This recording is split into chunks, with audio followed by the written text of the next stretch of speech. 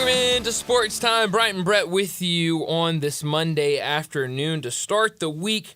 Johnny Hill producing, as always. We're with you for the next 3 hours and plenty to get to. Really busy weekend with everything going on. Wrapping up the NFL draft, NBA playoffs rolling right along. Showboats in action yesterday, so plenty of things to get to. We also have a lot of Tiger news that has come out over the last 24 hours. So a lot to get to today. We'll try to get to as much of it as we can. But Brett, how are you this afternoon?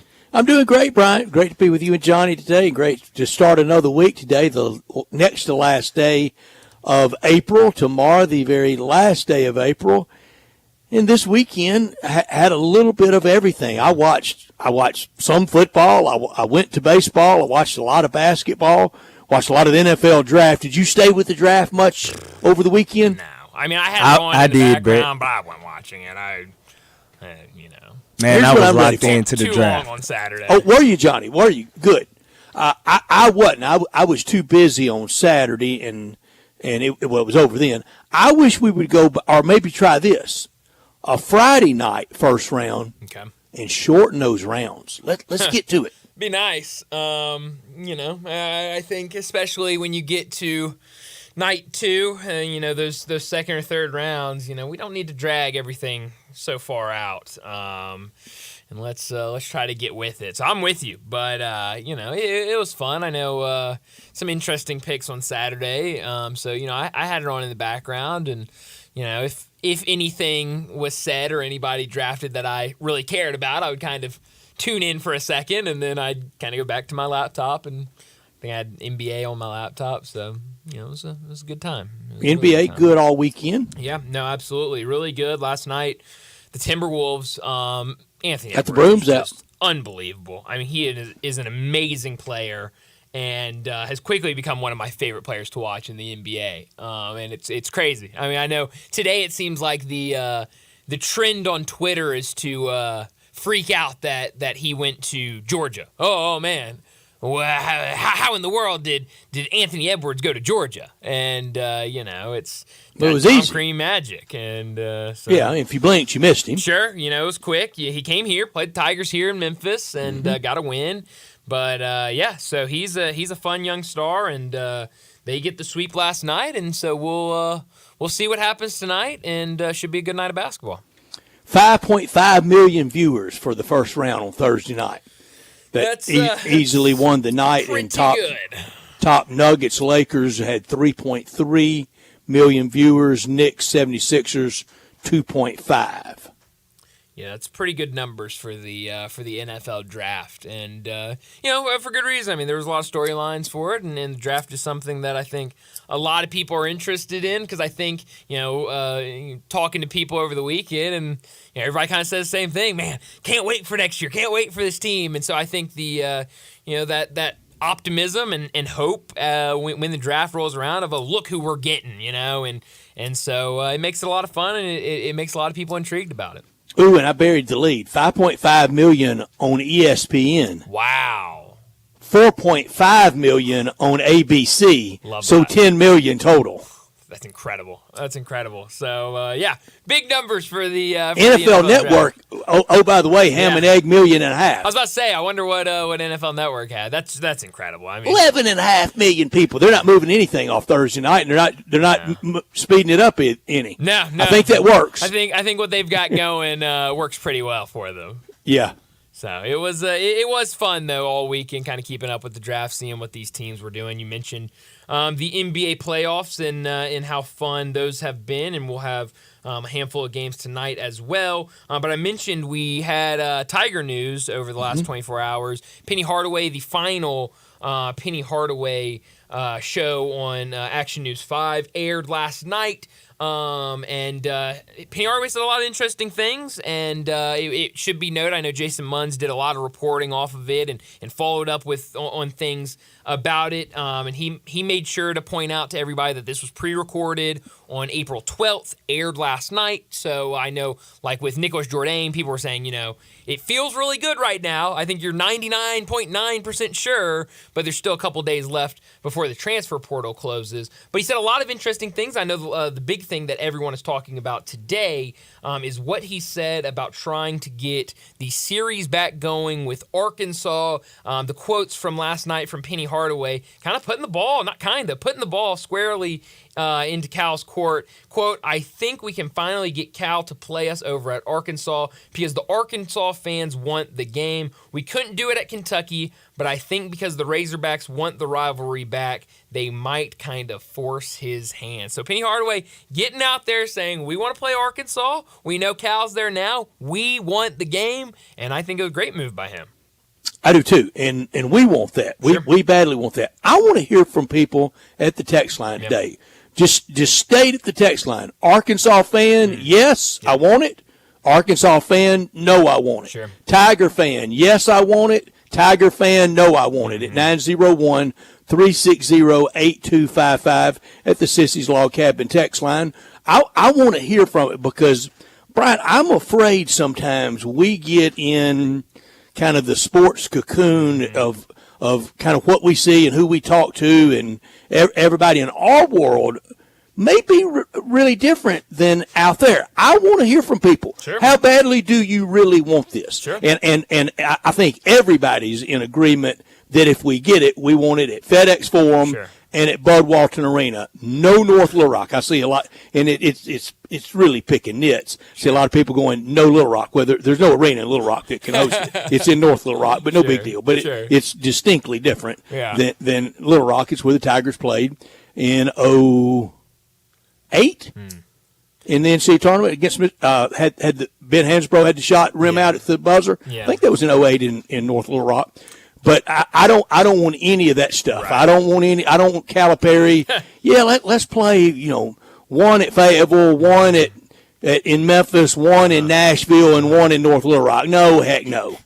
Well, I was might as well not play if you're going to do that. Yeah, I was talking to Zach Boyd earlier today between shows, and he reminded me, John Calipari, the king of getting games on neutral courts, has had his way with that in the past. I know most notably when he somehow convinced Gonzaga to play in Lexington, and then instead of having their home game at the Kennel, he had it, at a bigger arena in Spokane. So, he's been pretty good about that, but I don't think. Why would Mark Few had agreed to that? No. I mean, how buddy they are. I mean, I'm with you, and I don't think Penny Hardaway is going to go for that.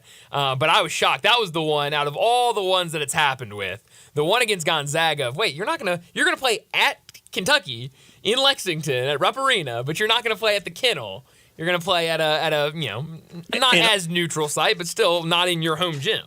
And Jason did a great job on the historical through all the years historically that Arkansas and Memphis that they have played.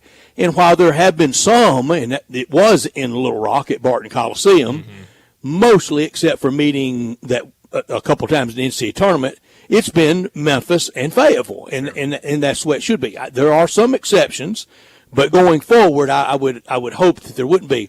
There are a lot of Arkansas fans in Northwest Arkansas that don't like that annual around Christmas North Little Rock game for the Razorbacks, and Arkansas hadn't fared very well in it through the years. That game has been kind of a thorn in the side for them, but nothing's happening this year. No. As Jason also reported, is the schedule's full, and we'll have to see going into the future. But I would hope that Coach Hardaway would never let that rest. Eric Musselman was clear. He was never playing them home and home. That he might do something like North Little Rock, but that was his scheduling philosophy in general. For any bigger name like Oklahoma, play him in Tulsa. Sure. Yeah. So, we'll see what Penny Hardaway can do. And, I think he's been so good with scheduling since he's taken over. And so I hope he can get something with Arkansas, but we'll just have to wait and see. The other big news today for Memphis, the five-star big man Jaden Quaintance committed to Arizona State earlier today right off of his visit to Arizona State over the weekend. And I know, we had been talking about it last week. It sounded like, he was supposed to visit this past weekend at Memphis. That fell apart. It sounded like from all fronts that it was going to be rescheduled for this coming up week. I guess the week we're in right now. But whatever happened at Arizona State must have been too good to pass up. Jaden Quaitons commits to them. There's been a lot of rumblings about Bobby Hurley trying to get somebody to sign off on a docu-series for his team this upcoming season that would pay the players NIL money through that. So, certainly that would be a big thing. But Jaden Quaitons, Bobby Hurley wants a docu-series? That's right. Well, If they want enough to be that interesting, well, I can see his brother getting it. Bobby Hurley, always on the hot seat, it seems like. But, yes, seems like he's trying to find a way to outdo his brother and hadn't been able to do it on the court. So maybe in the news and in the headlines and in pop culture, I guess. Well, and so much for player development Sure. and them being interested in that. And I think what they were interested in is what they should be interested in. Who was paying the most, and Arizona State won. Sure, yeah. And so who knows how much they're paying. I know there were some figures going around. And not one thing wrong with it. No, not at all. But, there were some figures going around last week. I don't know if I believe those figures. Those were awfully high. But if he was able to get that, good for him. But, we'll see what happens. And now he'll go to Arizona State certainly this year. Who knows what happens after that.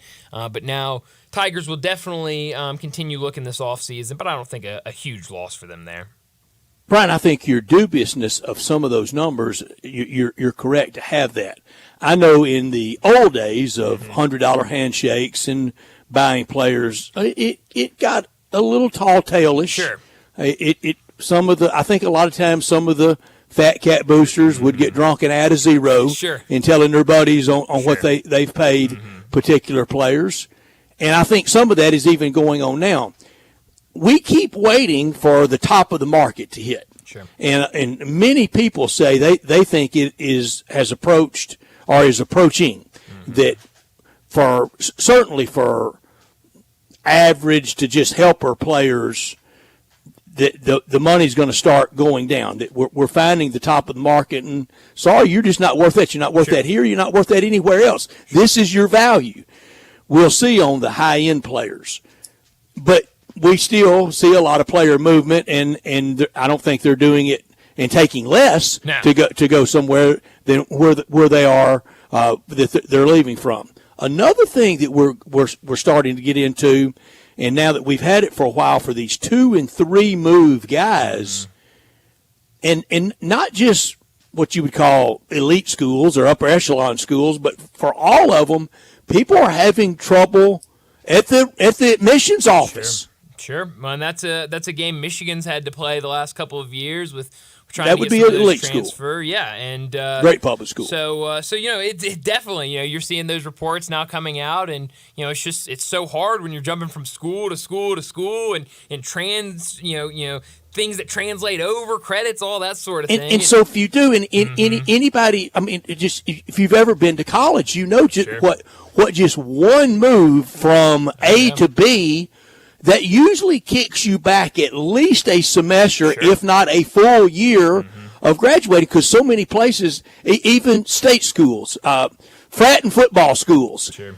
they have their core stuff that you have to pass that, or you don't end up at the graduation line ever at the end. Yeah. Whether that's freshman English or college algebra or whatever it is, you've got to do it, and you've got to do it there. You've got to do it there brick and mortar. You don't do it online there either. Yeah.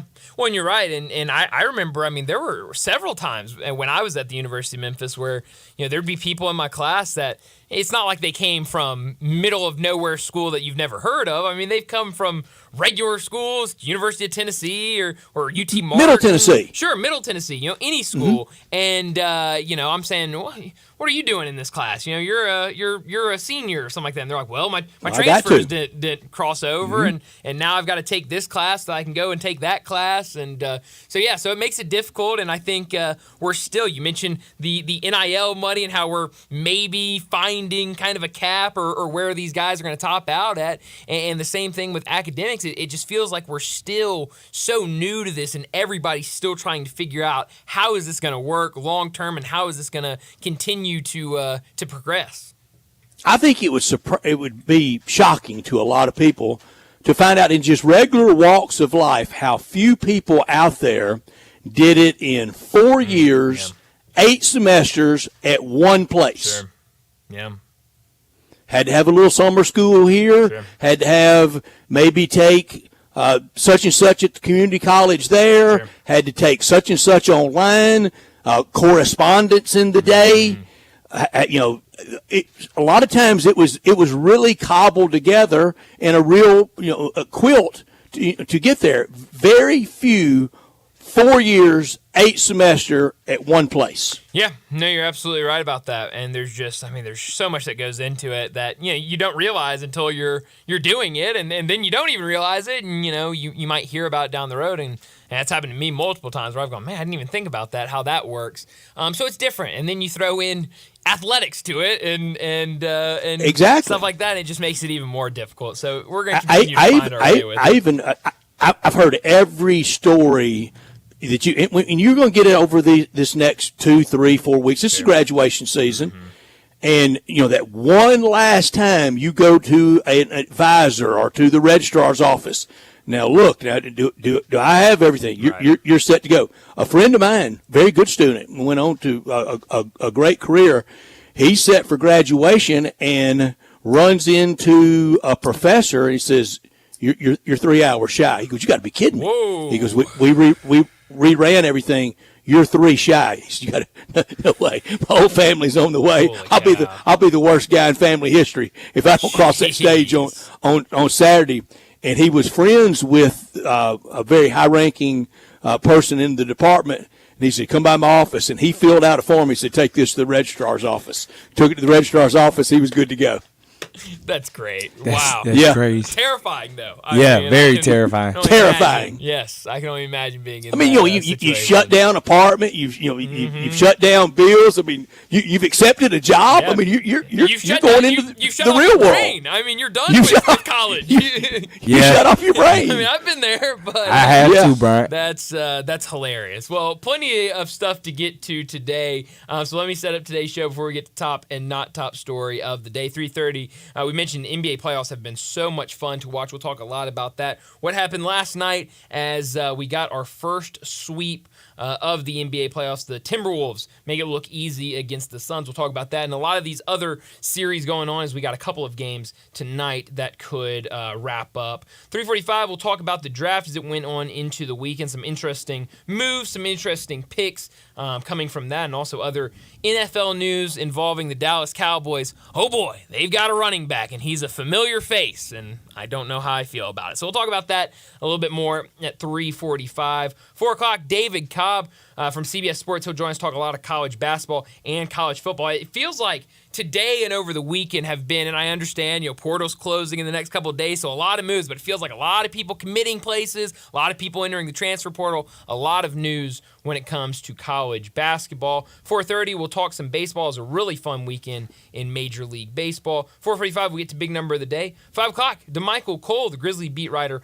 over at the Commercial Appeal. He'll join us to talk the NBA playoffs. At 5:30, we'll get to what's trending, and at 5:45, we'll wrap up today's show like we always do with Taco Bell Crunch Time. Let me remind you, we're in our Family Leisure Studios where family and fun come together. Factory direct pricing is going on right now for swimming pools, spas, and patio furniture. It's patio season. Come by Family Leisure. Check out the new 2024 patio furniture sets. Pool season will be here before we know it, so buy now to get in line for your pool installation and get pre-season pricing. Save $1,000 to $5,000 on all spas and swim spas. Also, special pricing on all in-stock saunas, theater seating, pool tables, and outdoor kitchens, but only at Family Leisure, 2120 Whitten Road, just north of I-40.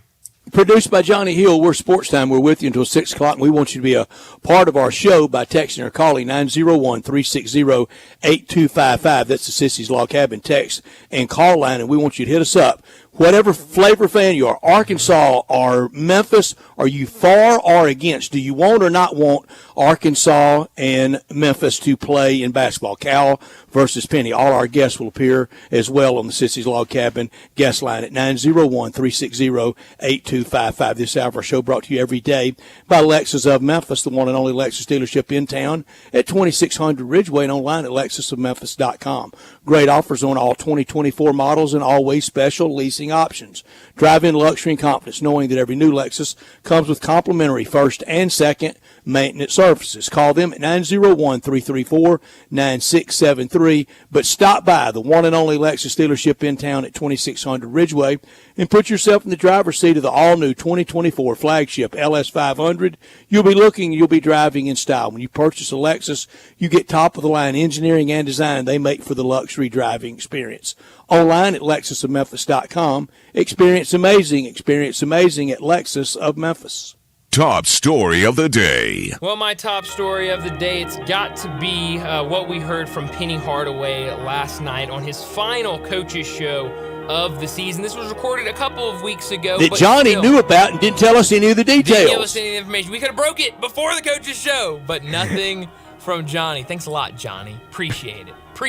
No, I'm kidding. I wouldn't want you to give me that information anyway. Johnny knew what was embargoed when he's not supposed to talk. Yes, he does. He's a smart man. But some interesting things Penny Hardaway said. He started by saying that he plans to have most of his roster on campus by early June, which would be huge because that is not something that is common for Penny Hardaway teams. Get to work. Usually he's stuck with trying to go after guys that are either still in the transfer portal trying to figure out where they want to go, guys that are still trying to figure out what they want to do in terms of NBA draft, or still guys that, freshmen that are out there not committed or reclassifying, or same thing with the transfer portal. So that would be a huge thing, I think, if Penny Hardaway can do that.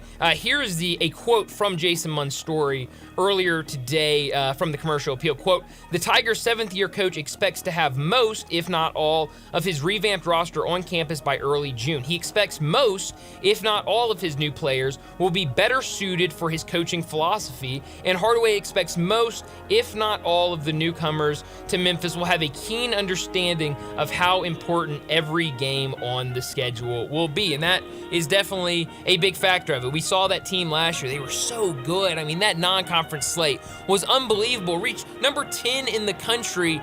And then when that conference slate started, it felt like they were overlooking every single opponent in this conference. Rice, USF, I mean, the list goes on and on and on, and it was what resulted in them missing. Penny's got to lock in on conference, too. Absolutely. So that's got to be a whole thing, and hopefully by trying to preach that to his team, he'll be preaching it to himself as well. He also talked about David Jones, that he still thinks it's about 70-30 that he'll return to Memphis, and kind of citing that you look at a lot of these mock drafts and that his name really isn't up there, and that, if he shows out at the combine or in these workouts, that, he definitely wants him to go the NBA draft route, but he does feel pretty good at the chances that David Jones returns. Then he went on to talk about how he wants his guys to be grit and grind guys, grunge players that are really focused on the defensive side of the ball, and even the shooters that are going to be those knockdown shooters. He wants them to be tough guys that can really lead defensively. Nicholas Jourdain was also on the program, reiterated that he would be back next year, which is definitely huge. Now I know Jason Munns has noted, Parth has noted, a lot of people noting that still a little bit of time, so nothing official until later this week, but it does feel really, really good about Nicholas Jourdain and the likelihood of him returning. I think that's massive. I think when you talk about locker room sheriff, that's the role Nicholas Jourdain fits in. He's so even-keeled, never gets too high, never gets too low. Really a guy that I think can be a big-time leader for Penny Hardaway's team. I agree. My top story is the NBA playoffs. No KD, no Steph, no LeBron soon, no CP3, no Booker, no Westbrook possibly soon, but new stars like Jalen Brunson, that 47, that was classic. Anthony Edwards, what he's doing. Yep. SGA, I like the turning of the page. I think we're missing an opportunity in Memphis this year and last year, not being primary to that. Maybe we'll get back in the middle of that next year, because this is definitely a big sea change for the NBA. If it's Boston or the Knicks in the finals, the viewers will like it. Mm-hmm. They'll bring the cachet. But what if it's Cleveland or Indiana out of the East versus Minnesota or Oklahoma City in the West, and it's big renewal season for the NBA with TV rights holders? Everyone's scared of their local deals because of what happened with the Fox regionals that became the Bally's regionals. The national stuff will take care of itself. Mm-hmm.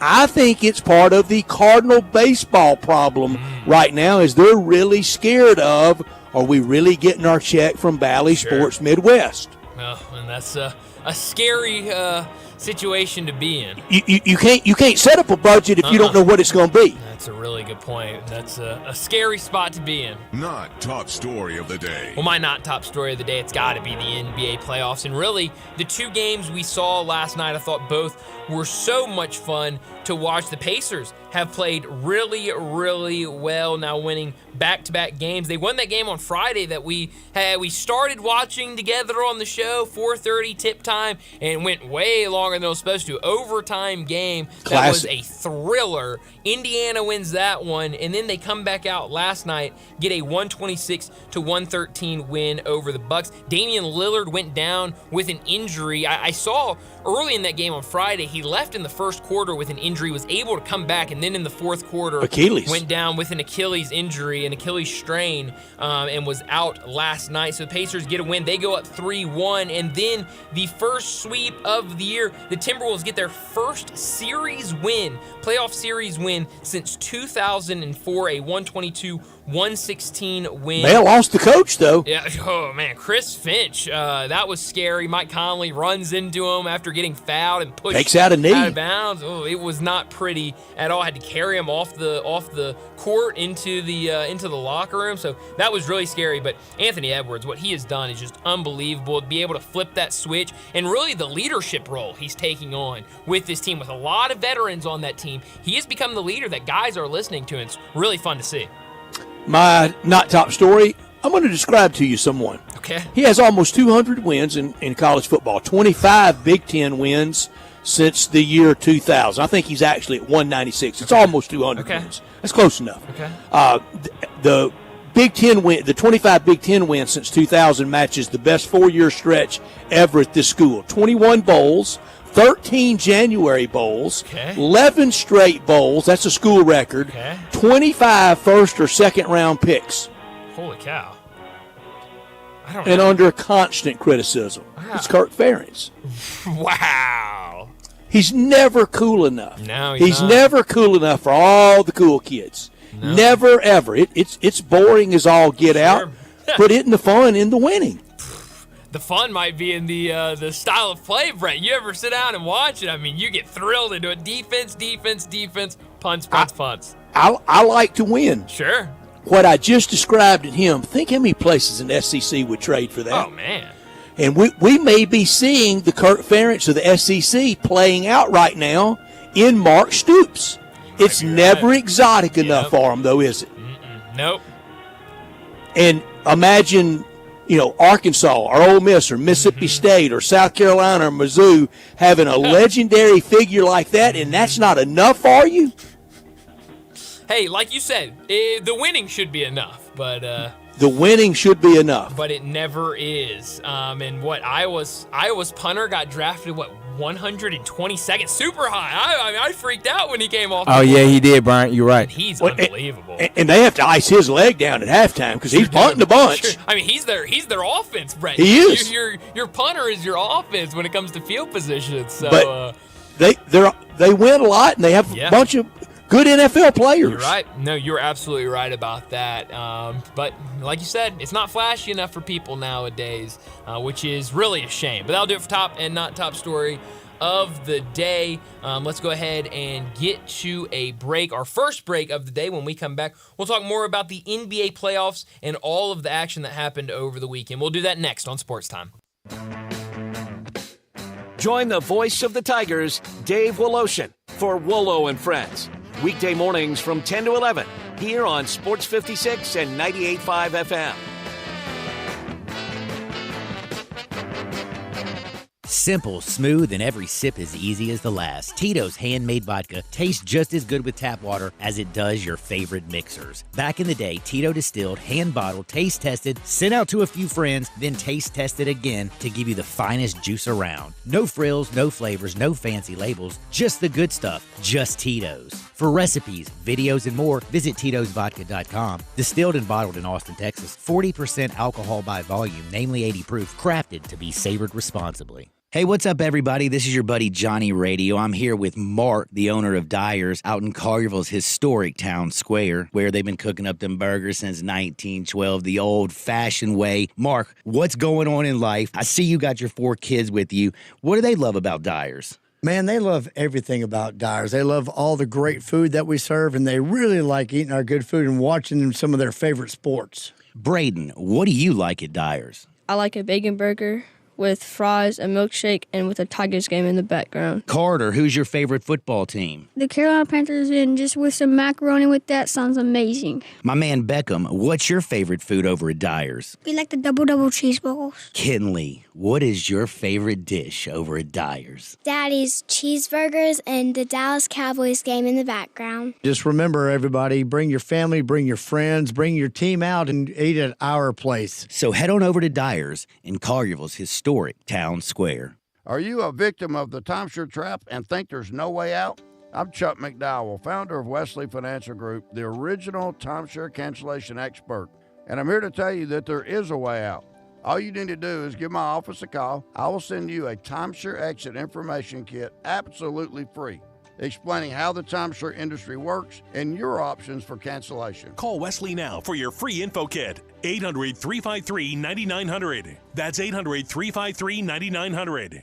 This is hard to believe, but the Hyundai Santa Fe is actually better. I know, that's crazy, isn't it? The 2024 Santa Fe is new, top to bottom, and even better than before. It's almost as big as the Palisade, so roomy, and now it's got a standard third row. Everybody's clamoring for that. And it's the best SUV when it comes to the ride than ever before. You know how with SUVs you love it because you're sitting high, but you don't get that luxury kind of ride like a sedan? You do with the 2024 Santa Fe. It's the best riding SUV ever, and it's quiet. It's the ultimate family car. All you've got to do to be sold is to test drive it. The people at Homer Skelton Hyundai are saying, come try it. You'll love it. Homer Skelton Hyundai, right at the corner of Highway 78 and Craft Road. First exit in Mississippi. Go see the ultimate SUV, the 2024 Santa Fe.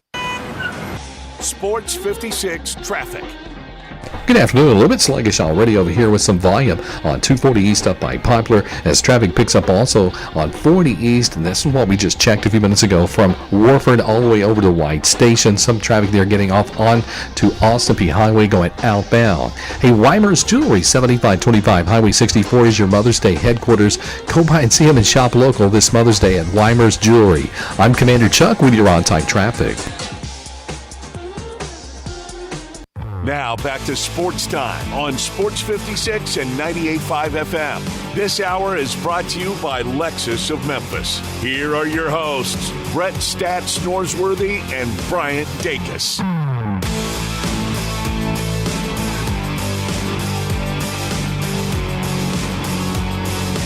Well, the NBA playoffs, they're rolling right along. We've got a handful of games later tonight, 3 to be exact. Starts at 6:30 on TNT with Celtics Heat.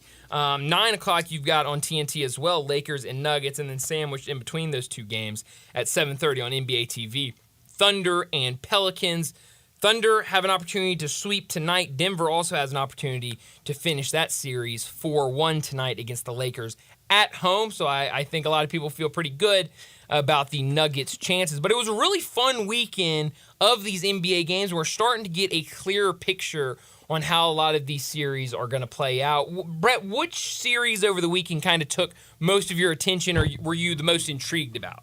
Well, I love watching the Knicks. I like watching Jalen Brunson and what he's doing. And now I think they're back in control. I think. Yeah. And they should win that series now up 3-1. And getting that fourth game was big for them. Friday night, though, I was surprised on Friday at the game that was, as you said, was on when we were on, and how it just kept going. And for Indiana to squeak that out, they had to have that. Now they lead 2-1. But what Minnesota did Friday night and then yesterday to Phoenix, and I'm hearing people saying that Frank Vogel's out. He hadn't been there a year. Yeah. He got hired last June 1st. Mm-hmm. Yeah. but, I mean, with what they have, with the players they have, the contracts they've got now, I mean, I think there could be some very impatient people that are making decisions there. I do too. Did you know the new owner played college basketball at Michigan State? No, you know Phoenix? what? You know, Brett, Yeah, I actually yeah, hadn't heard that before. No. Yeah, he did. He was on Izzo's only national championship team. Not one of his 19 that it feels like the image around St. Izzo that there is. But they hired him last June. They knew all those. They knew the contractual situation then. Yeah. Most of this was the same. It was the big three. Mm-hmm. Yeah.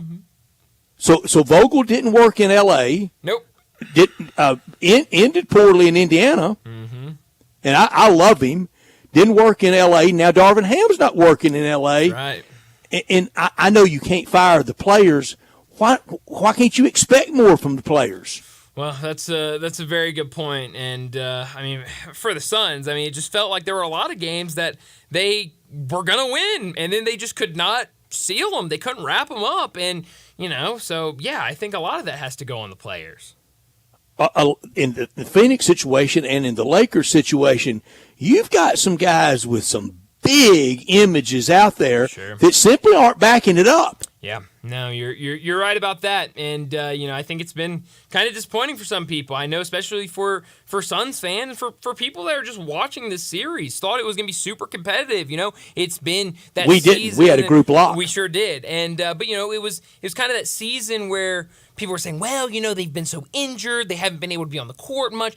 Playoffs is really where they can bring it together, put it together, and really show everybody what they had the possibilities of doing, and just really never showed up. And I didn't think a really good matchup for them against the Timberwolves, especially last night when Vucevic gets into foul trouble early. You can't play him much. He plays 20 minutes last night, 5 minutes down the stretch in the fourth quarter.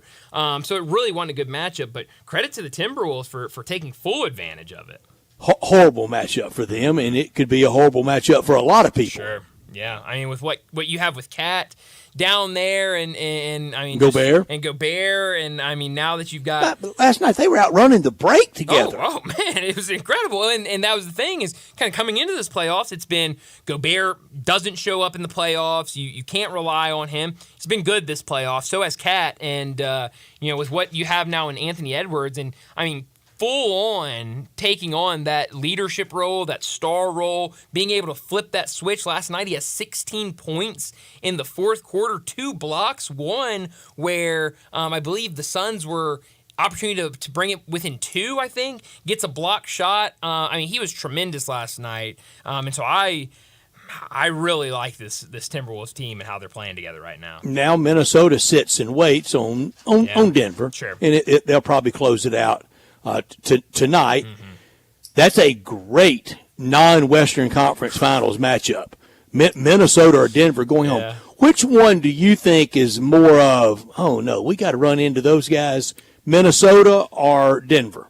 I think it's probably Denver. With what they had last Denver, year, winning it last year. Jokic, they're young and hungry. How do you defend Jokic? I mean, we know that feeling.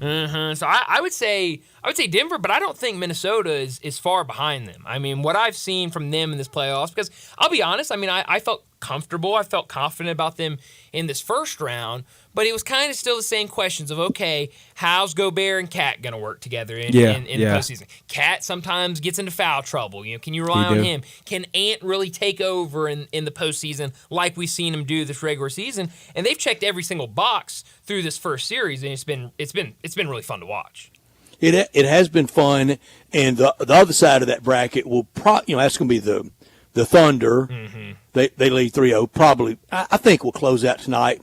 And then against Clippers or Mavericks, and every time I think I have a handle on Clippers and Mavericks, I don't. Man, I mean, that game yesterday was incredible. I mean, some of the shot making from the Clippers down the stretch. That 40 from Kyrie. Holy cow. I mean, Kyrie doing it on one end. You got Paul George coming down the other end, hitting fadeaway threes, fading out of bounds and knocking them down. I mean, that was such a fun game. It's been a fun series. But you're right. I mean, it feels like you'll watch one game and you'll go, okay, Mavericks are going to run away with this. They're getting some confidence now. Next game, here come the Clippers. You're going, oh, too much star power for the Clippers. They're going to overwhelm the Mavericks. We thought this was going to be the best series going into it, and it's lived up to it. Neither are that athletic. No. I mean, at times the Clippers can definitely play some old man basketball, and Luka Doncic, that body, but that production, but Kyrie Irving is that athletic. The rest of the Mavs, I don't think they are. I think younger and a little more athletic for Dallas should win. Yeah. But I picked the Clippers. Both of y'all picked Dallas.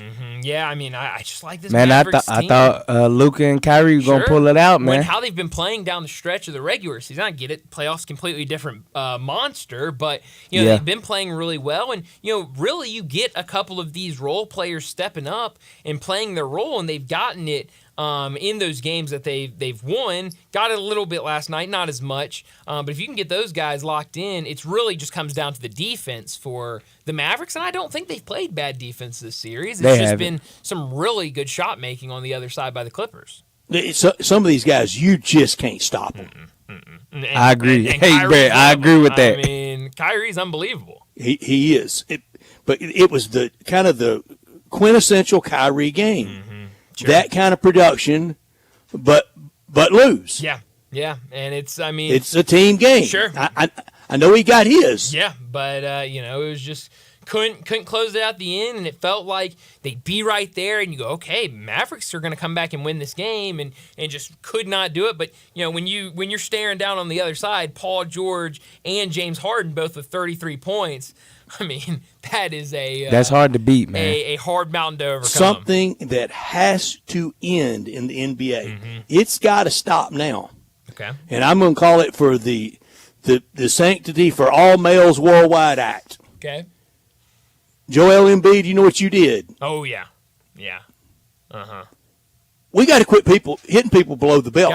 Got to. They need to, man. And every time I watch the pregame at the Grizzlies, they'll run kind of they run like a message from the league about with Bill Bradley on it. They'll run a message from Grant Hill about respect is the universal language. Right. I'm going, you didn't have any when the Clippers were here and you were hitting people below the belt. Yeah, I mean it's. Don't give me the respect lecture. Look in the mirror, buddy. No, you're right though. But Mark Gasol Stones would have a word with you. Sure would. But no, you're right. It needs to. Epidemic with Chris Paul in those years. You're right about that. Oh yeah, he was a problem for that. Some of those teams, they were different. Even at Wake Forest, I think he did that. Yeah, I think you're right. I know how it could be stopped. How's that? I'm not talking about anybody going full Kermit Washington on Rudy Tomjanovich, but somebody should. Hey, and that'll end that crap. Look, it's bogus. It's Bush League dirty. It sure is, and it hurts me every time I see it on television. I get a pain. I'm like, ooh, that didn't look fun. Yeah, I don't. Who knew we had to wear a cup out everywhere we go? It's the fact that they act like they don't know what they're doing, like Draymond, or that they didn't do it, or they'll kick up their legs, or like, why would you do that? I don't think Joel Embiid even faked that he didn't know it. He knew he was doing it. You're right about that. You're right. But that's been a dirty. Fun series. That is dirty, and he's had a couple of things this series that I think you could say a little dirty, but like grabbing his legs, like Mitchell Robinson. Mitchell Robinson's bad ankle. Yeah, but hey, it's been a fun series, even though it's 3-1, and we'll see what happens that game tomorrow night. We'll see if the Knicks can wrap it up. But it's been really fun. I'm excited for these 3 games. Maybe tomorrow when we come back, we'll be talking about 2 more teams advancing in the NBA playoffs. Well, let's go ahead and get to a quick break, and when we come back, we'll talk about what happened over the weekend with the NFL Draft. That's next on Sportstime. Broadcasting from the Family Leisure Studio, we are Sports 56 and 98.5 FM. The founders of Bell Tavern, Memphis's perfect neighborhood bar, like to say that Bell Tavern was created to be an adult bar. Obviously, you have to be an adult to drink at any bar, but at Bell Tavern, you are expected to act like one. You can always go to a bar at a chain restaurant to find people that feel compelled to shout when they've had a couple of cocktails and people that want to get wound up about something. Or you could tuck into Bell Tavern in historic Barbaro Alley in downtown Memphis and enjoy great drinks, great food, and great conversation. like grown-ups. The good folks at Wendy's have a revolutionary new product for you. Introducing the new Orange Dreamsicle Frosty. It's like a time machine that takes you all the way back to now, the year 2024. It's the classic, creamy, orangey flavor you remember. Dare I say, it's new-timey. It's the flavor you grew up with, just all grown up. Head over to your local Wendy's establishment and get yours while supplies last. The new Orange Dreamsicle Frosty. Here for the now, for now. Limited time only at participating Wendy's. This Mother's Day, let's celebrate the woman who held our scraped knees, cheered our victories, and nurtured our dreams, and show her the love she deserves. Of course, there's no single gift that can truly express the depths of our love, but this Mother's Day at Genesis Diamonds, we'll help you find something truly special. From sparkling diamonds to timeless pearls to colored gemstones, we have it all.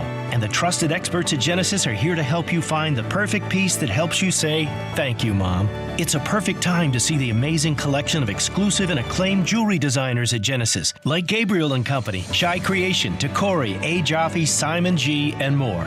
You can find all the mothers in your life something unique, handcrafted and beautiful. Jewelry she can wear and appreciate every day. Mom deserves the best. Let us help make this Mother's Day truly unforgettable with something affordable yet timeless. Happy Mother's Day from Genesis Diamonds. On Poplar and Perkins Extended. eBay Motors is here for the ride. 120,000 miles of night drives, daily commutes, and who knows how many. Are we there yet? Through countless fixes, elbow grease, and a new radiator, you kept your ride alive. With eBay Motors, you have over 122 million parts to keep it running. And with eBay Guaranteed Fit, they'll be the perfect fit every time. Plus, at these prices, well, we're burning rubber, not cash. Keep your ride or die alive at ebaymotors.com. Eligible items only. Exclusions apply. All 650 acquisition B 30,000 miles per year, 20 cents excess mileage. Forte RE 756 120 MSRP 22,320 EV6 P56 03393 MSRP 50,200 Telluride RG5 1041 MSRP 37,935 includes all rebates and incentives. Must finance through Hyundai. Excludes tax title and license. See dealer for complete details. Offer valid through 4/30/2024. Dealer stock only. Hey, Jeff Allen, what's happening over there at Gossett Kia South Mount Moriah Wonderland? Randy, we are making magic on Mount Moriah. 2024 Kia Forte LXS 41 MPG Highway, $199 a month, $34.99 due at signing. 2023 Kia EV6 Win, $249 a month, and a 2024 Telluride LX front-wheel drive, $369. Both $39.99 due at signing, all 24-month lease. And 0% for 48 months on 2024 EV9, and always get peace of mind with a 10-year, 100,000-mile powertrain limited warranty. So whether you live in Horn Lake, South Haven, Olive Branch, or Memphis, you'll be happy at Gossett Kia on Mount Moriah. So get over there, Gossett Kia South, 2680 Mount Moriah or KiaMountMoriah.com. Now back to Sports Time on Sports 56 and 98.5 FM. This hour is brought to you by Lexus of Memphis. Here are your hosts, Brett Stats Norsworthy and Bryant Dacus.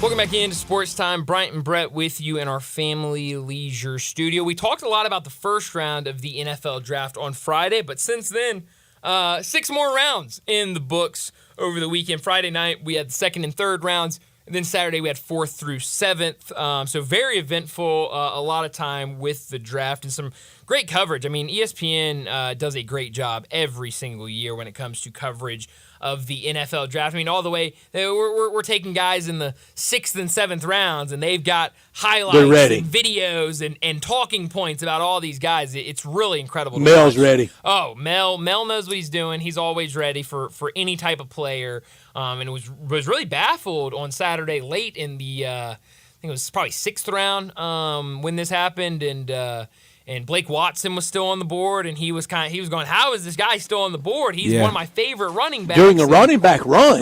Yeah, and he was shocked that he wasn't taken, was shocked that the Cowboys didn't take a running back, and I think that's what started the conversation. But it was an eventful weekend. What kind of stood out to you over the weekend for the NFL draft? There are players out there that will help next year, sure. And there might be a Hall of Famer out there that didn't go in the first round. We shall see. Now we know why the Cowboys didn't draft a running back.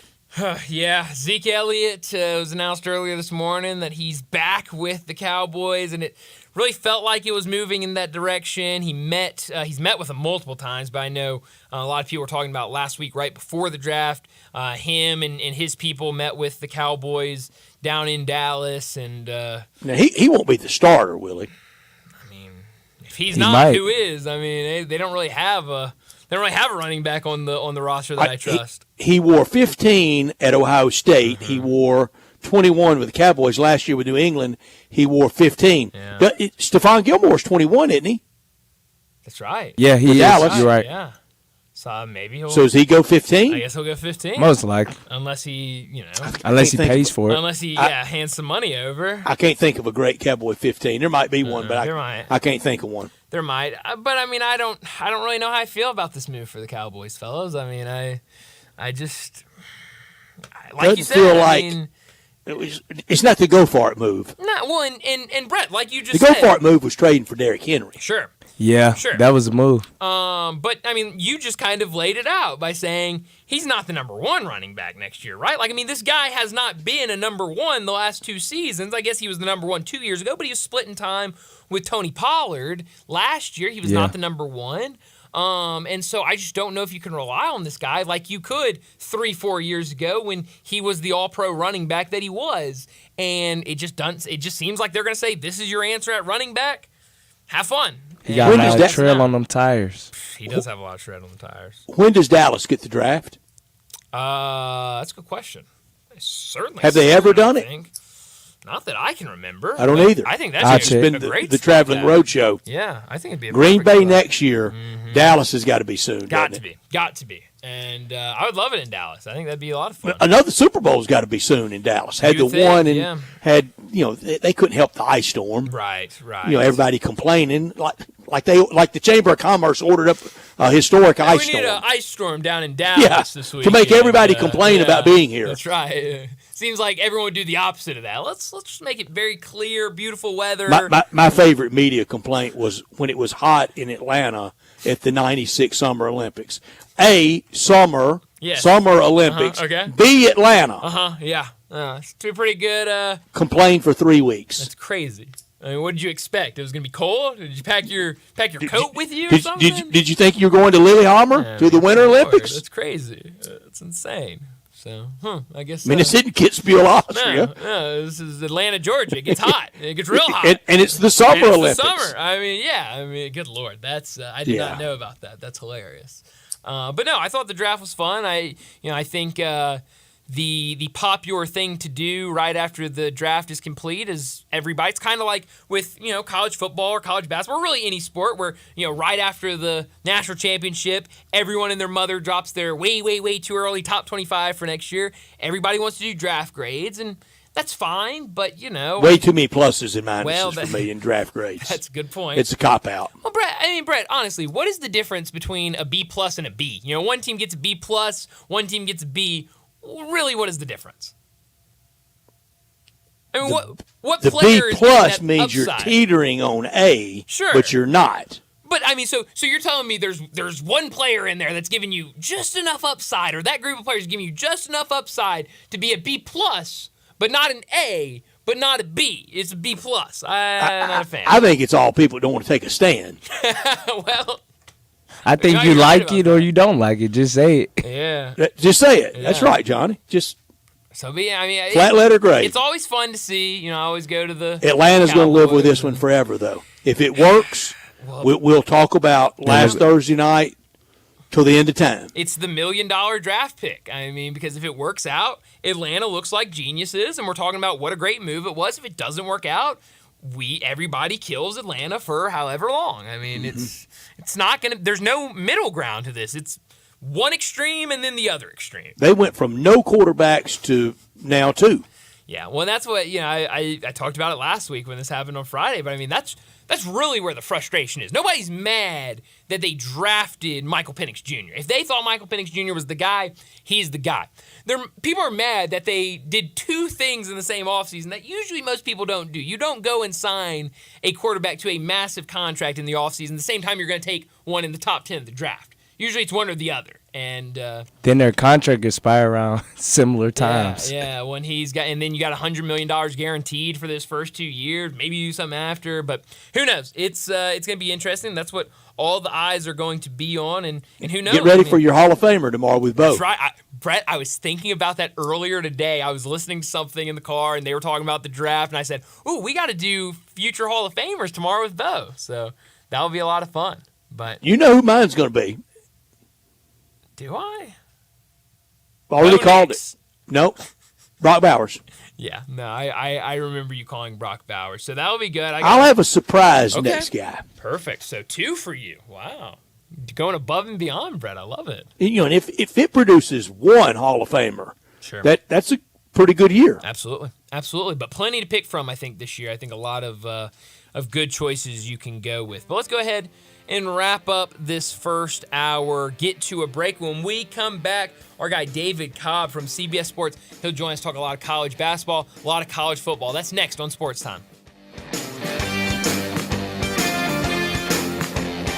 Hey, Mid-South! Discover your new ride at Gossett Kia on the Pike. You want it? We Gossett with 2024 Kia Forte LXS. 41 MPG Highway, $199 a month, $34.99 do it signing. How about 2023 Kia EV6 Wind, rear-wheel drive, $249 a month. Plus, Gossett Kia's got 2024 Telluride LX front-wheel drive, $369 a month. Both $39.99 do it signing, all 24-month lease. And you'll always find peace of mind with Kia's 10-year, 100,000-mile powertrain limited warranty. So stop what you're doing and call Bobby J, because he's ready to put you in a new Kia today. That's Gossett Kia, 1900 Covington Pike, online, KiaCovingtonPike.com. If you want it, we Gossett at Gossett Motor Cars. 650 acquisition, B 30,000 miles per year, 20 cents excess mileage, Forte RE756 120, MSRP 22,320, EV6 P56 03393, MSRP 50,200, Telluride RG5 1041, MSRP 37,935, includes all rebates and incentives, must finance through Hyundai, excludes tax, title, and license. See dealer for complete details, offer valid through 4/30/2024, dealer stock only. It's time to have a good time at Mugshots Grill and Bar in Olive Branch and Collierville. Come by for half-price happy hour 2 to 6 Monday through Friday with domestic drafts and $3 snacks. Then try one of Mugshot's 19 specialty burgers, including the Mugshot Burger. Finish it in 12 minutes and it's free. Plus, you get a free shirt. Mugshots in Olive Branch, 6400 Goodman Road, and Mugshots in Collierville, 656 West Poplar. So cheers to great food, good drinks, and fun company at Mugshots Grill and Bar, where you're always having a good time.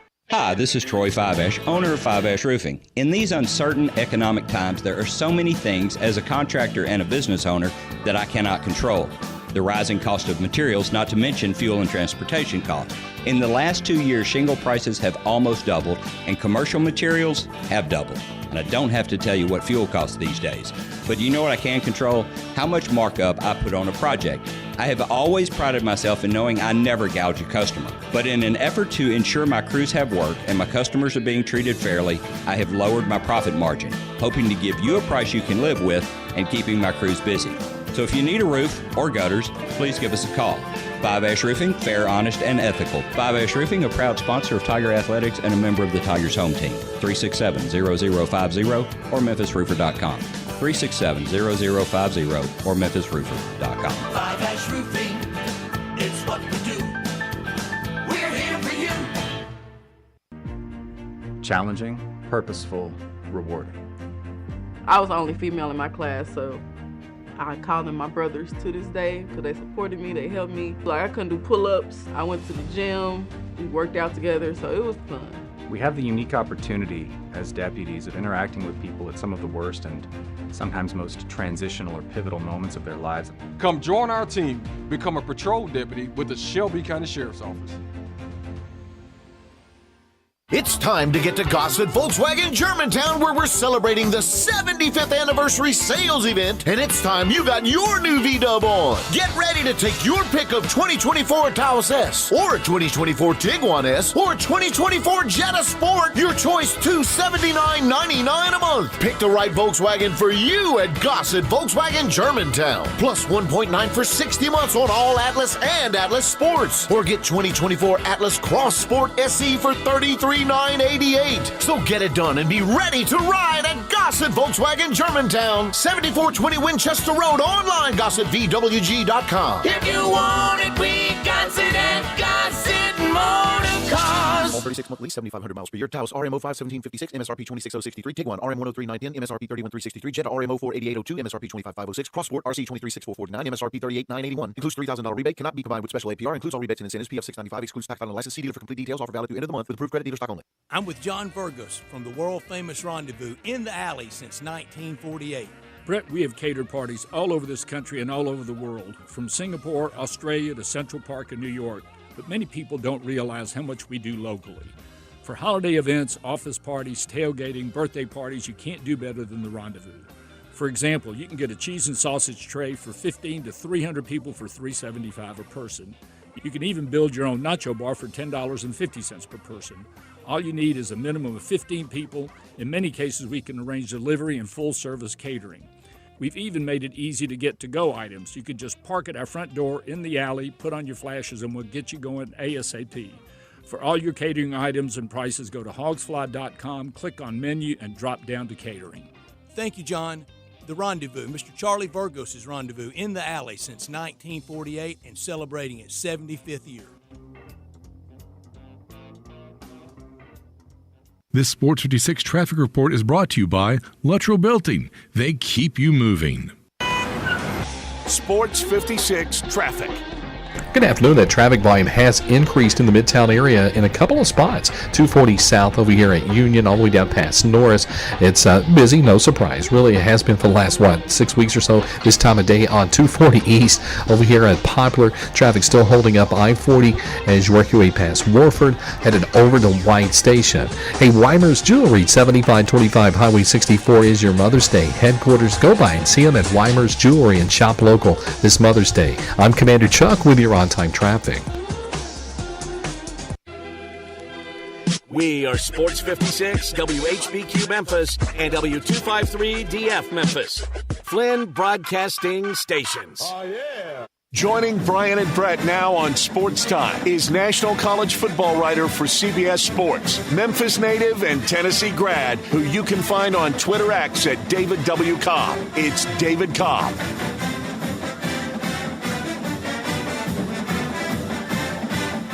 Well, I'm always on social media throughout the week, and I see commitments and decommitments and player movement, both college football and college basketball. I'm always so excited when I see those on social media to talk to David Cobb on Mondays because I know he's on top of all of it. David Cobb joins us now from CBS Sports, college football and college basketball. That's what he covers over there at CBS Sports. David, so much to get to today. I mean, plenty, both college basketball and college football, but I want to start off on the basketball side, specifically with the Tigers. Last week, it came out that Jaden Quaintance was looking at Memphis. There was some sort of interest on both sides between Memphis and Jaden Quaintance, the five-star big man who was committed to Kentucky, decommitted from Kentucky, said he wasn't interested in going to Arkansas. He was supposed to visit Memphis this past weekend. It got postponed. He instead visited Arizona State and committed earlier today.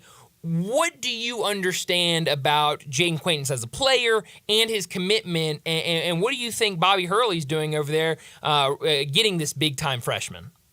Yeah, isn't it crazy even now to see a five-star prospect going to Arizona State? Yeah. We've seen more and more of this over the last 5 or 6 years, but it's still kind of shocking in a sense when you see it. The five-star prospects, the McDonald's All-Americans, the guys that only ever used to go to Duke, Kansas, North Carolina, Kentucky, or maybe UCLA, or maybe Louisville, or maybe a school where they had an obvious hometown type of connection. Now, the top freshmen in college basketball are, a lot of them are still going to Duke, and Calipari's going to get his, but, man, it's every year. There are five-star players going to schools that you would have never thought of before. And they may eventually get them the second time, the second transfer.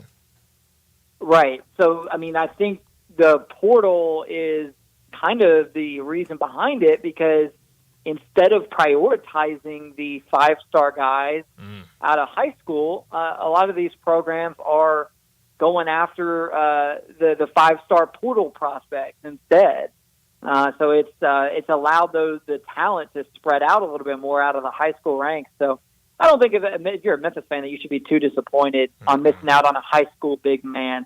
The hit rate for high school prospects who are highly touted at power forward or at center, the hit rate for them in year one of college basketball is not all that high. I mean, the best you can kind of hope for in this era is a Jalen Duren, who was really effective as a freshman at Memphis. But those types of players are more and more rare because it's just difficult to come in as a freshman big and hang with the 22 and 23-year-old vets.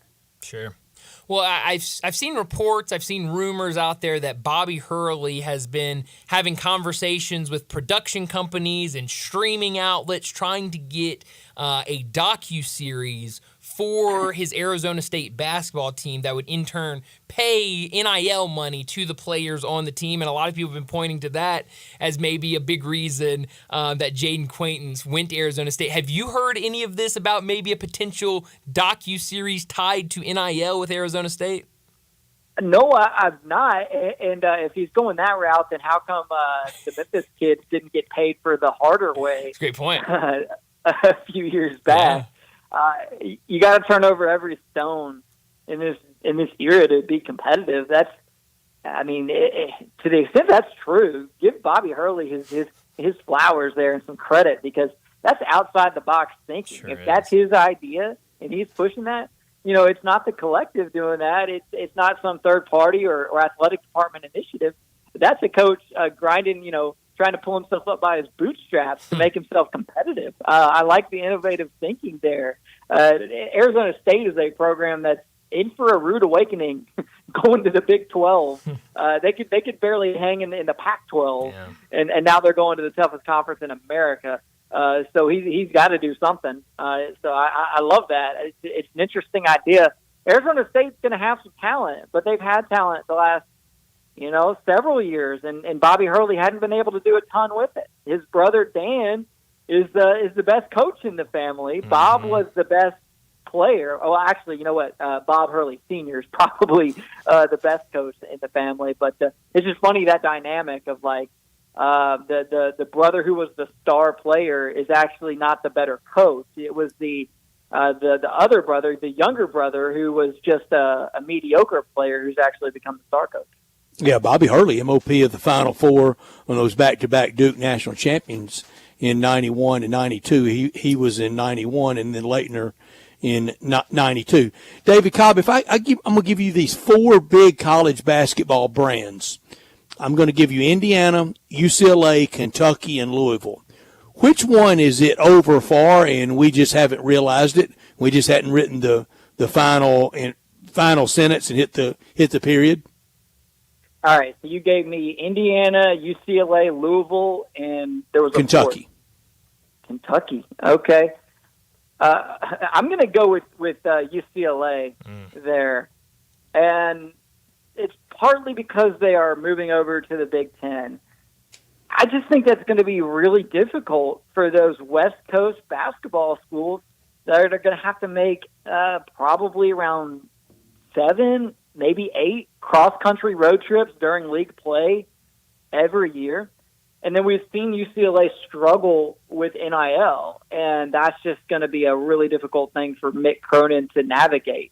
His first few years there, he had a lot of continuity, and I just don't think he's going to be able to recruit or retain the talent to really succeed or thrive in the Big Ten. I think he's a really good coach. I just don't know if he's going to be able to get the players there and keep the players there for UCLA to be anything close to, the historical standard there. So I would say that's of those four, they're the one to me that feels, the least likely to make another Final Four maybe over the next 10 years. Kind of like Nebraska in football, but I agree with you for all those reasons you stated. With what they're doing with the move to the Big Ten, the NIL trouble they're having, and this. Those other three I named, they're not in the middle of a major pro town. Mm-hmm. Yeah, that's right. I mean, Indiana has a long road ahead of it, but I think if not Mike Woodson, the next coach can come in there and get that place rolling immediately because Indiana is just I mean, it's too big to fail in that state. But we thought Tom Crean would do that there. We did. It's been a long drought. It's been a long drought for Indiana in terms of relevance. UCLA has made a Final Four within the time frame that Indiana last did. Certainly, so Mick Cronin made a Final Four with UCLA. I just think that changing conference dynamics for UCLA, for USC, for Oregon, for Washington, it's going to make it really, really difficult for them to compete in basketball. And Indiana's doing well for itself in this portal cycle. And Mike Woodson did make the NCAA tournament his first 2 years, which was a marked improvement from what they had done under Archie Miller, and certainly an improvement over the way that the Tom Crean era ended. So I don't know that Mike Woodson is, he's kind of on the hot seat, but I don't know that he gets enough credit for the fact that he actually went in there and got some tangible results early in his tenure in a way that set him apart from his predecessors. Brett mentioned Louisville in there as one of the teams, and Pat Kelsey now in there and has done a nice job so far with the transfer portal. They get Chucky Hepburn last week, which is a big pickup for them. How do you expect Pat Kelsey with this team that he's putting together to fare in his first season? Obviously, we know what these past 2 years have looked like. How much of an improvement, if any, do you think we see in year one for Pat? I think Louisville is going to immediately compete in the ACC. I think Louisville might be better than Kentucky because it's easier to make hay in the ACC than it is in the SEC.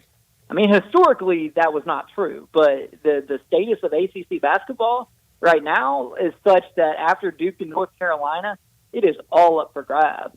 And Louisville's already got a core together that should be pretty competitive in the ACC. I've got several of their commitments ranked in my transfer rankings over at CBS, and a couple more that are on the fringes. And Chucky Hepburn's a guy that started over 100 games at point guard in the Big Ten. Yeah. You get a guy like that in there to run the show. I think that's that they're immediately going to be competitive in the ACC. So if you're looking at the big time first year coaches like John Calipari at Arkansas, Pat Kelsey at Louisville, and then of course Mark Pope at Kentucky, who's going to be the most successful of those three? I wouldn't be stunned if it's Pat Kelsey at Louisville, even though the Cardinals were atrocious the last 2 seasons under Kenny Payne. I mean, Pat Kelsey, I could see him winning 20 games in year one and getting into the NCAA tournament. David, how and what do you expect the SEC basketball schedule to look like? 18 games, but how do you divvy it up? How do you come up with a formula? You got to have a couple of those permanent rivalries, right? Like, we got to have Alabama and Auburn play each other twice. We got to have Tennessee and Kentucky. Yeah, play each other twice. I don't know. What are those other protected games? We got to have Ole Miss and Mississippi State. Texas and OU. Twice. Absolutely. Texas A&M and Arkansas, maybe that one feels kind of natural. What are some of those other like SEC games that you look forward to? Florida, Georgia. That really pop. Yeah, I mean, because of the Mike White factor, that's a good one. Yeah, I would love to see Arkansas and Kentucky play each other twice. We gotta do that. We gotta have Cal go back to Rupp, and then we gotta have Kentucky go to Fayetteville. I mean, if we're not playing Kentucky and Arkansas twice next season, then what are we doing? The tough ones are the two Columbias, Mizzou and South Carolina. Who do you match them up with? They're kind of forcing it in football with the battle line rivalry between Arkansas and Missouri that nobody likes. Yeah, maybe they play each other. I don't know. There are some like unnatural rivalries on the basketball side. I think it's easier to identify those like must-have rivalries in football, and to a certain extent in basketball, it's just a continuation of those same rivalries. But I mean, Tennessee, Kentucky's been so good. Rick Barnes has been really competitive against Kentucky over the years. I think that one's one we got to have. Yeah, I don't know. It's I'm not sure exactly what they're going to do from a scheduling standpoint. It gets convoluted when you're only going to have a couple of situations where teams are playing each other twice. Whereas it used to be real simple. You played everyone in your division twice, and then you played everyone in the other division once. Well, there's nothing simple about scheduling anymore in college sports. Yeah. David, who got the better news last week? North Carolina with Seth Trimble taking his name out of the transfer portal and R.J. Davis announcing that he'd be back at North Carolina next year, or Kansas with the commitment from Alabama transfer Rylan Griffin and Hunter Dickinson's commitment to come back for another year? Who got the better news? I would go North Carolina on that, because it seemed for a minute there like maybe R.J. Davis was on to the next thing. Yeah, he's played 4 years at North Carolina. He's done a lot for the Tar Heels. He was an All-American this past year. He's been to a Final Four. I mean, what was left for R.J. Davis to accomplish? Not much, but he's coming back anyway. So that, to me, huge. And then I love that you mentioned Seth Trimble, because not a lot of people know who that guy is because he was behind some really talented players this past year at UNC. But he went in the portal and then decided, you know what, I'm going to stay at UNC. And that one, I mean, you're going to look up in February, and that guy's going to be an all-ACC type of player, because he does it on both ends of the floor, and he's going to be a breakout star in college basketball next season. So I think North Carolina and what Hubert Davis is doing is, to me, they're one of the biggest winners of this offseason so far. And if I were ranking teams way too early, they'd be a slam dunk lock, to be top 5 for me right now. Wow. David, I'm with you. I think that's the biggest move, because he's going to have the basketball in his hands more than anybody else named in Bryant's question, in the premise from Bryant. David, I'm going to ask you this probably half dozen more times the rest of this calendar year. So far, in all the movements, who's the next Dalton Connect?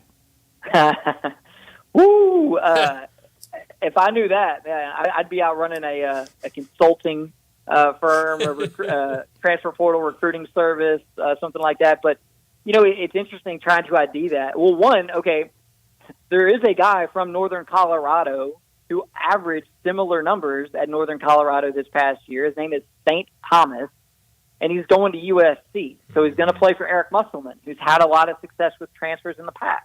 Now, he's a different player. He's not as high volume on three-point shooting.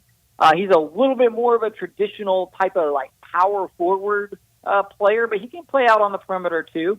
So in the very literal sense, it may be St. Thomas at USC, because he came from the same school as Dalton Connect. But I'll give you a couple more names, two guys that I really like. One is Jalen Blackman at Miami. And he's going to have the ball in his hands a ton coming out of Stetson. So you're looking for somebody totally off the radar to fit that Dalton Connect profile. Jalen Blackman is somebody who could do it. He was unreal at Stetson this past year, and now he's going to a Miami team that's going to have a ton of shots available. And so we could see him be something around a 20 points per night guy in the ACC. And right now you're not seeing him in the top 10 of anybody's rankings. And I'm even high on him by having him in the top 40. But that's the type of guy who can jump up a level and really make an impact, especially when you see the situation that he's walking into. Mm-hmm. Talking to David Cobb from CBS Sports. He joins us every week to talk college basketball and college football. It just keeps getting better for UConn. Back-to-back national championships. They're getting guys out of the portal, including Aiden Mahaney from St. Mary's was their star. A fun player to watch. I mean, how in the world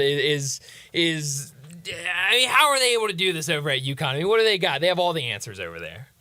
Yeah, they got a lot of money. Okay, I got a theory on the Big East basketball schools. Now, I know UConn has a football team, and I'm sure at least a few of those guys make something in NIL. But by and large, UConn and these other Big East teams, their NIL funding is going towards 13 guys, not 85, like you see with SEC and Big Ten schools and ACC and Big 12.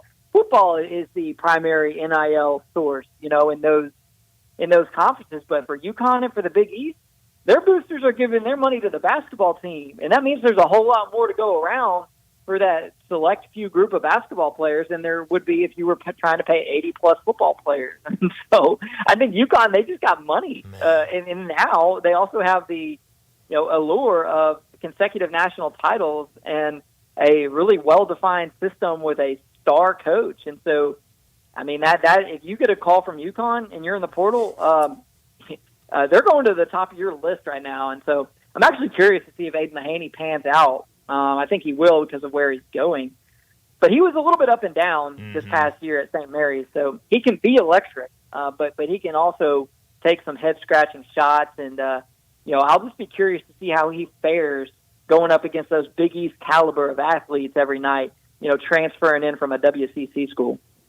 David, I can confirm that UConn has a football team. In fact, on the schedule right now for 2027, on September 11th, on 9/11/2027, Ole Miss plays at UConn in football. No way. I promise you. How about that? Return game in Oxford in 28. I love it. Can you explain that to me? Or maybe I cannot. Why? That is awesome. Yeah, I can slightly explain it. We're supposed to play them non-conference COVID year. Mm-hmm. And we know how that what that did to a lot of scheduling. And I don't know if the return game was scheduled then or not, but that was one of the non-conference games that was scrapped when the SEC played conference only. Speaking of Ole Miss, David, if you noticed that Lane Kiffin in his time at Ole Miss, he has not had a first-round draft choice and only one second-round draft pick, and he's won 34 games and 29 in the last 3 years, and he's finally getting the roster the way he wants it. If you hadn't gotten him by now, you probably missed because he has built something. Yeah, and this is the perfect time for the Rebels to strike. And, by the way, it's interesting you mentioned that 2020 game against UConn, Brett. That 2020, people forget this, but that 2020 UConn team, they won the national championship. The New York Times declared that UConn was the national champion of 2020 because they chose not to play. How about that? Wow, yeah, you get rings. All the news fit to print. I don't know. Yeah. We still joke about that, but anyway. So yeah, feather in the cap for the Rebels in 2020. They had the national champions on their schedule. Yeah. But yeah, no. The 2024 Rebels, I think, are in a wonderful position because of the transition that's occurring at Alabama, because of the pressure that Texas and Oklahoma are going to be under as they enter the league. And I do understand that Ole Miss has Georgia on the schedule. Like, I get that. Like, that's not going to be easy. But this is sort of the build-to year, like the year that everything culminates. And, oh, by the way, the playoff size is tripling this season as well. And so it is, without a doubt, playoff or bust in Oxford this year. And that's not as grandiose of a statement as it used to be now that we're in that 12-team era. But I think Ole Miss should be hosting a playoff game in the first round or have a bye. I think they are in the running to be one of those top four. I'm not going to predict that. I'm not saying it's likely they'll have to win the SEC to do it, though. But they're good enough to do that. Georgia's there. Georgia's not going anywhere. LSU's going to have something to say about it. There's Texas. Other teams. Absolutely. Texas is going to be there. But I'll say this. I wouldn't be at all surprised if we have a playoff game at Vaught-Hemingway Stadium, here in 8 months. I think that's very much on the table. December the 21st, I think, is that Saturday of the 3 playoff games. There will be one that Friday night in prime time playoff weekend. David, they did a lot of mock going back to the past and looking at years and just how it would have worked out. And one thing that I think probably rattled the college football chieftains, notably Greg Sankey, is that it was way too many rematches of games that were already played that year. Ross Dellinger wrote a pretty long piece about it. I'm sure you saw it. I hope they engineer it and manipulate it to where there's not a lot of regular season rematches in the playoffs. I don't think the public wants that. Yeah, but at the same time, do you manipulate the rankings to get matchups that you want? I hope we don't manipulate the rankings to engineer certain matchups because it should be a meritocracy. That's going to be a tough situation for the committee to navigate. And what's their criteria? What's their ultimate sort of guiding light in terms of what they're working towards? So are they just trying to put together an invitational with the most appealing matchups, or is it truly a 1 through 12 meritocracy? And to a I want the certain best. extent, to a certain extent, though, it's with the group of 5 guarantee. You've already carved out an exception there. You've already sort of cleared the deck 12 to probably. ensure, somebody gets access. So it's, I don't know, this selection committee, people think that it's going to get easier for them expanding to 12, but all you're going to do is usher in a new set of problems because whereas it used to be about who got left out, like the Florida State did this past year, now it's not going to be the 5th team. It's going to be the 13th team and the 14th team whose resumes we're parsing, and then you're going to have the number 5 and the number 6 saying, no, it should have been us who got a bye, and so all these problems that we've seen with the 4-team playoff, they're not going away. I think they might only be getting more significant. Yeah, no, I think you're right about that. Well, David, as always, thanks so much for joining us. Enjoy your week. We'll do it again next Monday. Okay, guys. Thanks. Thanks, David. David Cobb joining us from CBS Sports, talk some college basketball and college football like he does every single week with us. Make sure you go check out his work at cbssports.com. Go check out his transfer rankings. I know he's put in a ton of time on that this offseason for college basketball. So go check that out on cbssports.com. Let's go ahead and get to a break. When we come back, it was a busy week in Major League Baseball. We've also got a couple of new City Connect jerseys that have been revealed over the last couple of days. So we'll talk about all of that next on Sports Time. You already know you can listen to Sports 56 anywhere with the Sports 56 app or at sports56whbq.com. But you can also watch us daily with live video of all of our shows on Twitter, Facebook, YouTube, and Twitch. Hey Mid-South, get to Gossett Mitsubishi Motors Spring Sales Event and get thunderstruck with 43 MPG Highway and 2024 Mitsubishi Mirage. We Gossett for $18,960 or $269 a month, or hit the open road in your 2024 Mitsubishi Eclipse Cross. We Gossett $28,350 or $379 a month, and adventure starts with 2024 Mitsubishi Outlander SE. We Gossett $32,765 or $449 a month. Plus, every Gossett Mitsubishi comes with Mitsubishi's 10-year, 100,000-mile powertrain limited warranty. That's Gossett Mitsubishi, 1870 Covington Pike, online 24/7 at memphismitsubishi.com. If you want it, we got it at Gossett Motor Cars. All 84 months Mirage RH00 5921 MSRP 19460 Eclipse RZO 342,249 MSRP 29,350 Outlander RZO 43754 MSRP 33,765 includes all rebates and incentives. PF 695 excludes tax title and license. See dealer for complete details. Offer valid through end of the month. Dealer stock only. Everyone needs protection, whether you're on the field or on the road, so make sure you have the best. Bob Simpson State Farm Insurance can buckle you up with auto insurance, can back you up with life and health insurance, cover your business whether it's starting, growing, or maturing, and don't forget to insure your home, no matter if you're an owner or a renter. Like a good neighbor, State Farm is there. Call Bob Simpson today at 901-381-1233 or go online and get a free quote at bobsimpson.org. Stay protected with your good neighbor, Bob Simpson. Yo, Mark, long time no see. You still down at Dyer's? Man, I'm not down at Dyer's. I'm out at Collierville Historic Town Square. When'd you move out there? We've been out there for about 13 years. We've got the shops, the park. We got the train the kids like to play on. You still cooking those burgers the old-fashioned way? Man, we're still flattening out those hamburger balls on a slab of marble and skillet frying them the old-fashioned way like they've been doing for 100 years. Dude, you still have those onion rings. Man, they're fantastic. Hand-breaded, served up just right. I loved those milkshakes. Please tell me you're still doing those. Man, we are hand-dipping those shakes, putting them in the old glass in the shake tin, served the old-fashioned way. You got any new items out there I need to know about? We're just doing a lot of gourmet sandwiches. We've got farm-raised catfish straight out of the Delta. We've got some hot tamales from Pasquale's Tamales out of Helena, Arkansas. Man, are they served in the husk? What those guys like to say, they're so good, you'll suck the shuck.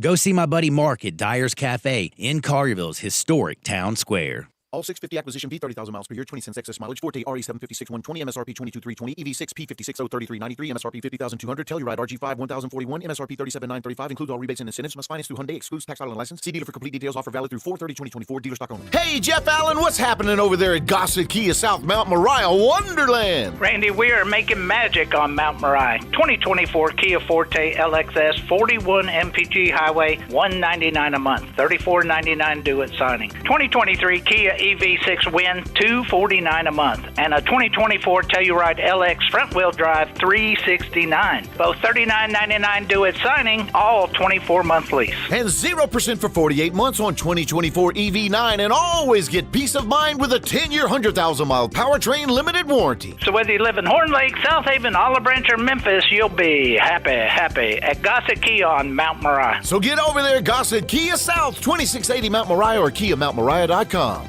Chris Price, it's so good to see you. And you have a new business? Yes, Dave. MetroBuildersMemphis.com. Have you noticed water stains on your ceiling? With storm season here, take a walk around your home or business and look up. Make sure there are no water stains signaling a leak prior to the heavy storms coming in. If you do see signs of water, call me. My team and I will come out, diagnose the problem, and prescribe a fix. Our team of Hague-certified inspectors are waiting to assist with any inspection or repairs you may need. We have 3 crews dedicated to repairing roofs in the Mid-South. As certified Owens Corning and Mule High dealers, we offer 20-year, no-dollar limit labor and material warranties that offer hassle-free ownership. That's our hassle-free ownership guarantee. Allow Metro Builders team of professionals to assist you in maintaining your property's integrity and value. MetroBuildersMemphis.com. Your local commercial roof experts. Ask about our commercial roof maintenance agreements. Protect your investment with MetroBuildersMemphis.com. Call me, 901-375-1717. That's 901-375-1717. 375-1717.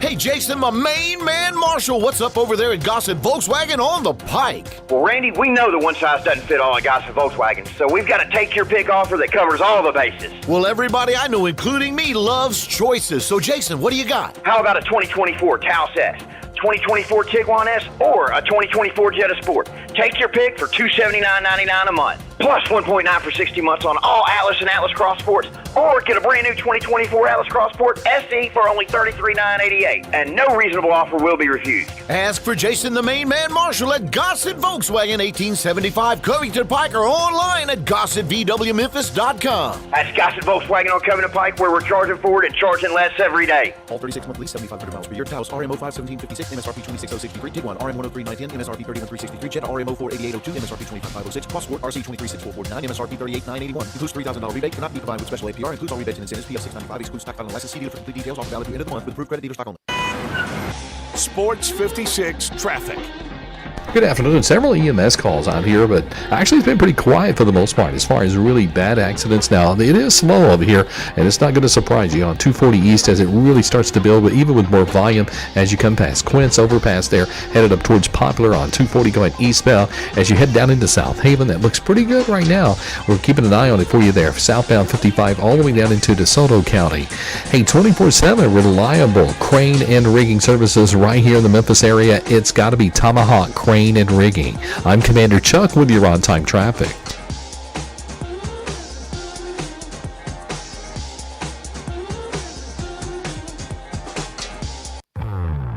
Now back to Sports Time on Sports 56 and 98.5 FM. Here once again are Brett Norsworthy and Bryant Dacus.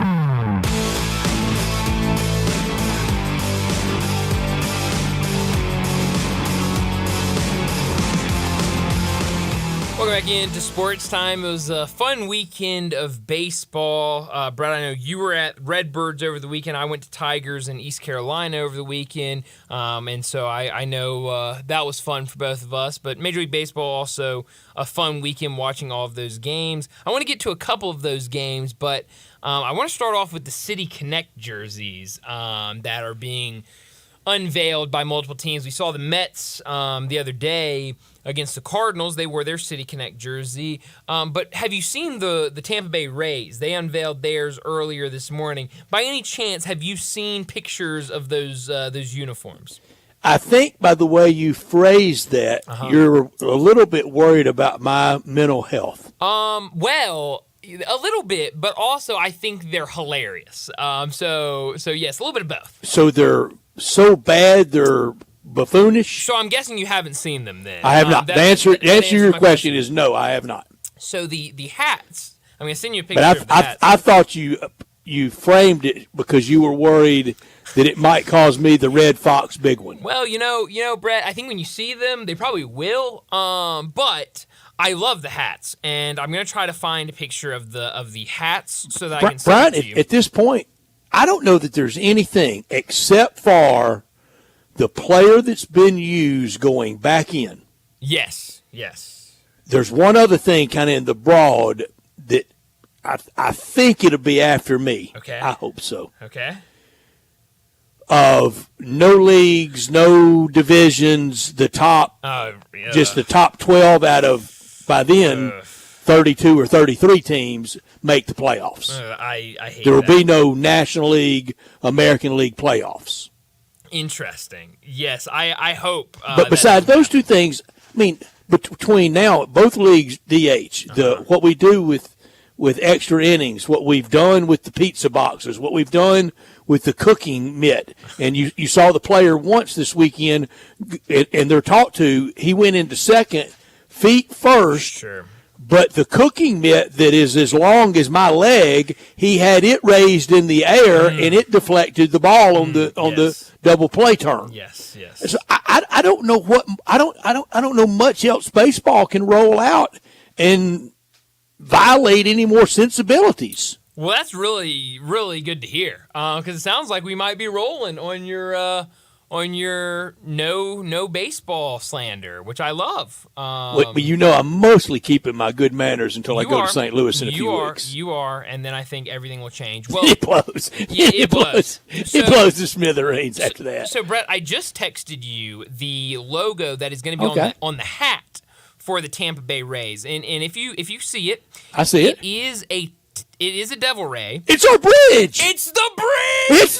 Yes. The bridge that everybody complains about is on the hat. Closest I've ever come to saying a really bad word over there.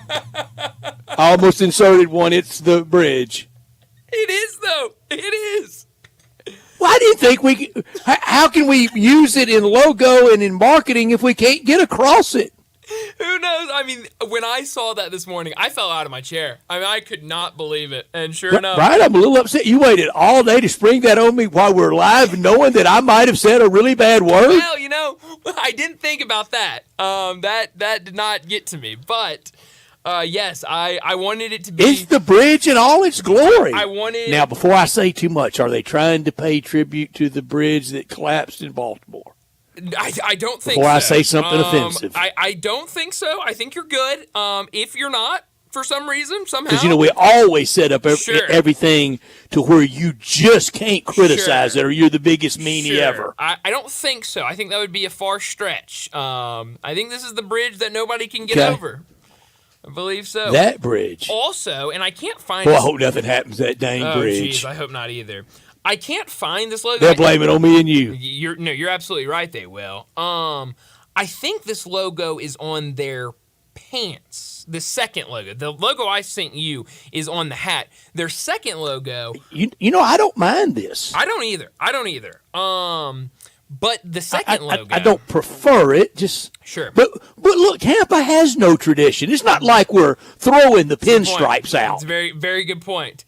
And I'm trying to find the second logo, like on a hat or something, because if I find it on a hat, I definitely will buy it. Their secondary logo. And I don't mind a lot of teams. It very interchangeable looks. I've said on these airways many times, I don't know how, but Baltimore and the Braves both, they can run out a bunch of different looks that all look good. Oh yeah, no, absolutely, and they've got some good looking jerseys and different colors and throw them all out there. I'm completely. Pirates almost can. Pirates can go kind of the Mazeroski look. They can go the original double knit look.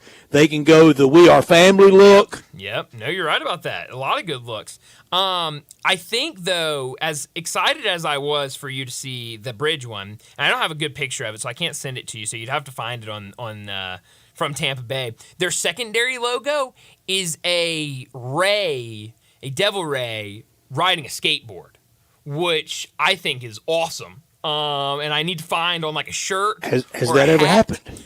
I don't think so. That's okay. I think very hard, but it makes for a hilarious logo. Now, there for a few years, they were trying to move away from devil. Well, and I rays. don't think it's really a devil ray. Just a stingray, I guess is Okay. what I should call it.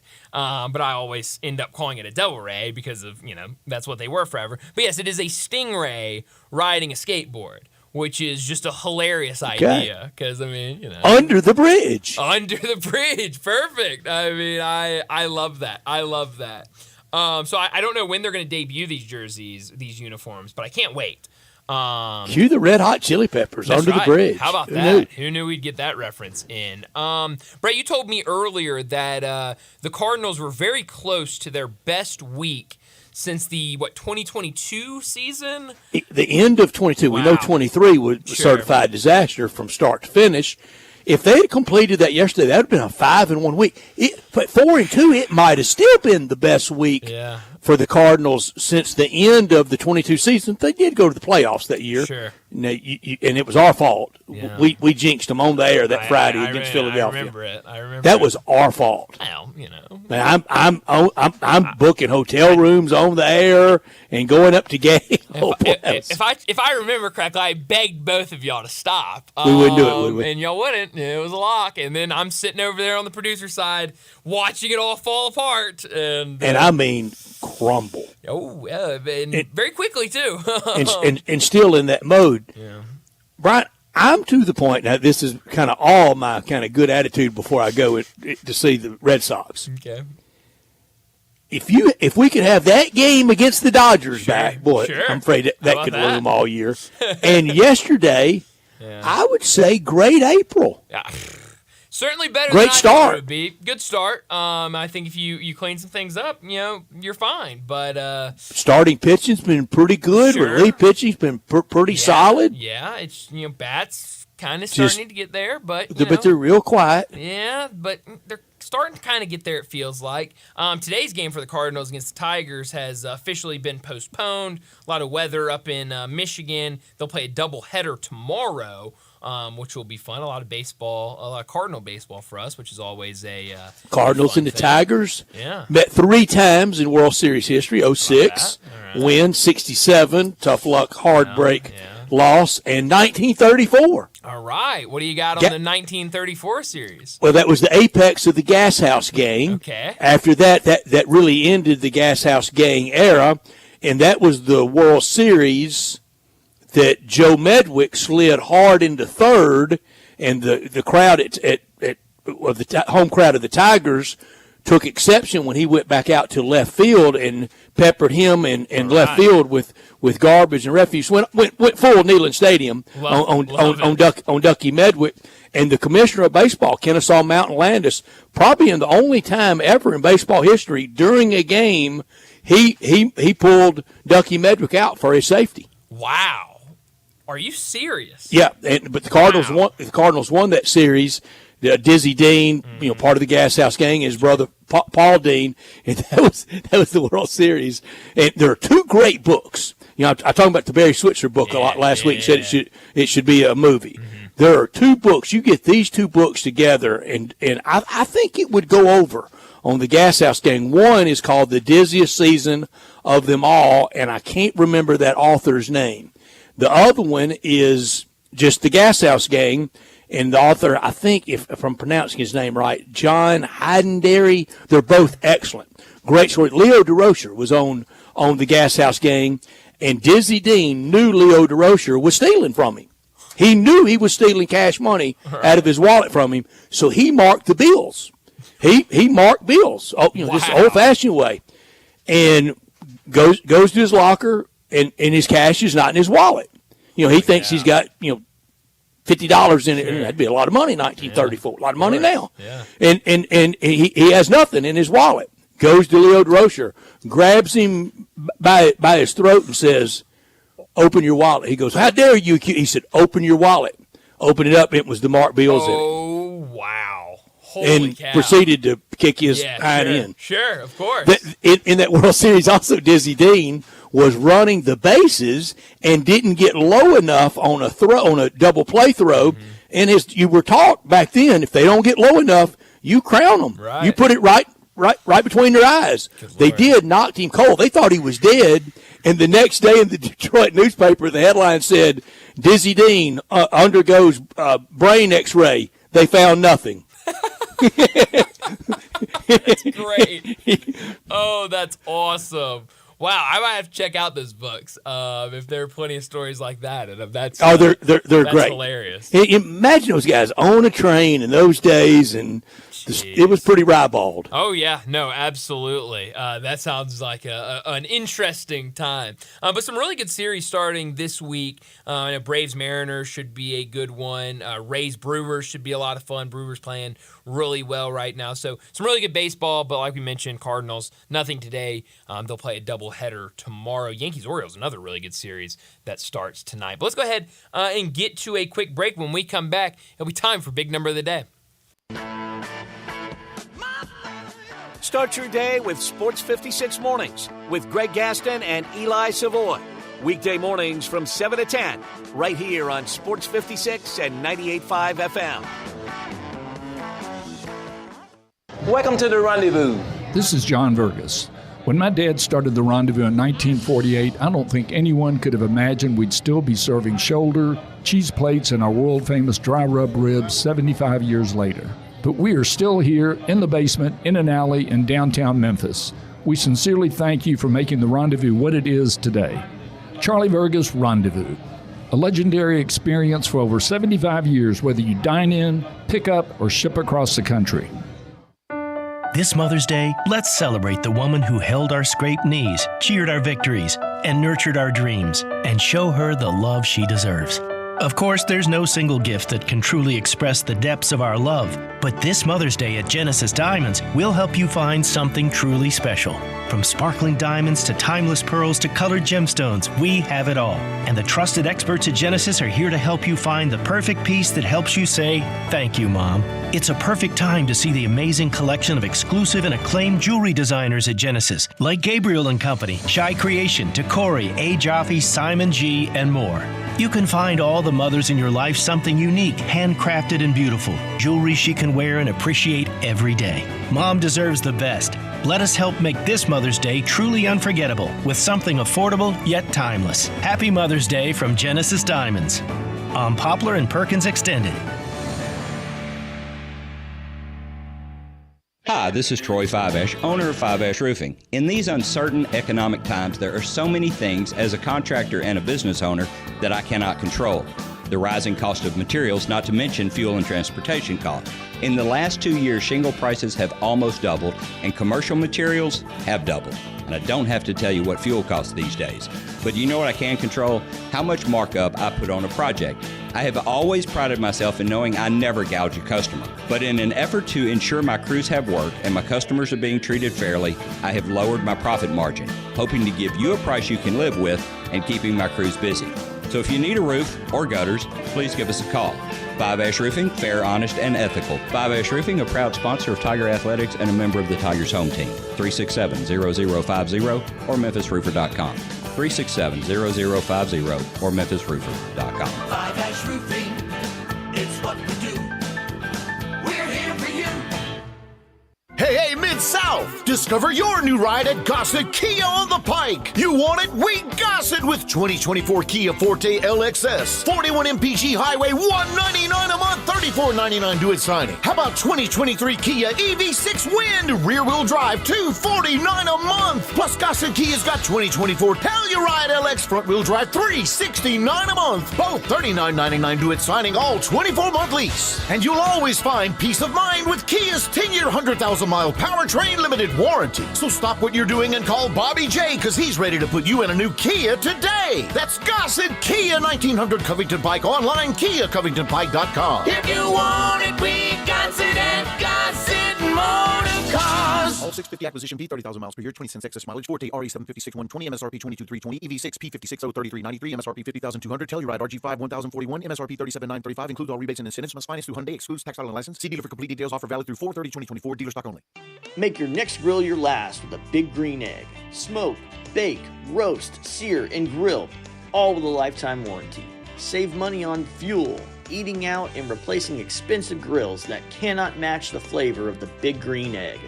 Ready to cook in only 10 to 15 minutes with temperatures below 200, above 700, and anywhere in between with ease. Change your at-home cooking experience for life. Go to shop.biggreenegg.com.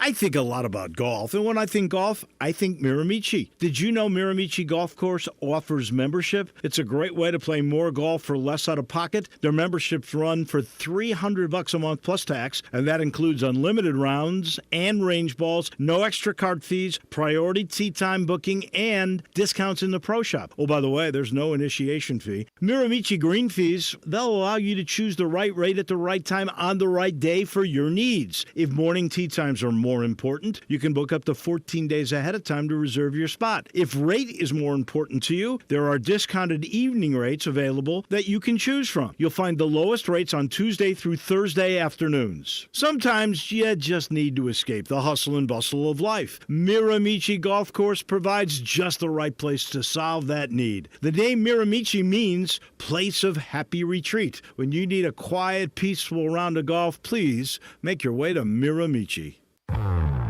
Now back to Sports Time on Sports 56 and 98.5 FM. Here once again are Brett Norsworthy and Bryant Dacus.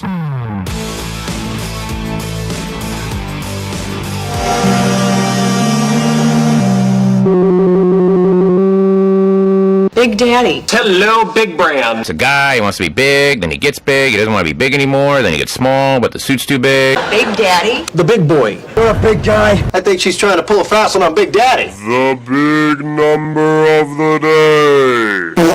Well, my big number, I'm getting complicated with these big numbers. My big number is two big numbers, but they go together. First big number is 40.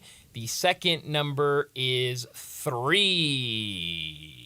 Over the weekend, the Mavericks became the first team ever to lose an NBA playoff game in regulation while having one player score 40 or more points, that was Kyrie Irving, and another to have a triple-double, that would be Luka Doncic. This season has just been unbelievable when it comes to triple-doubles.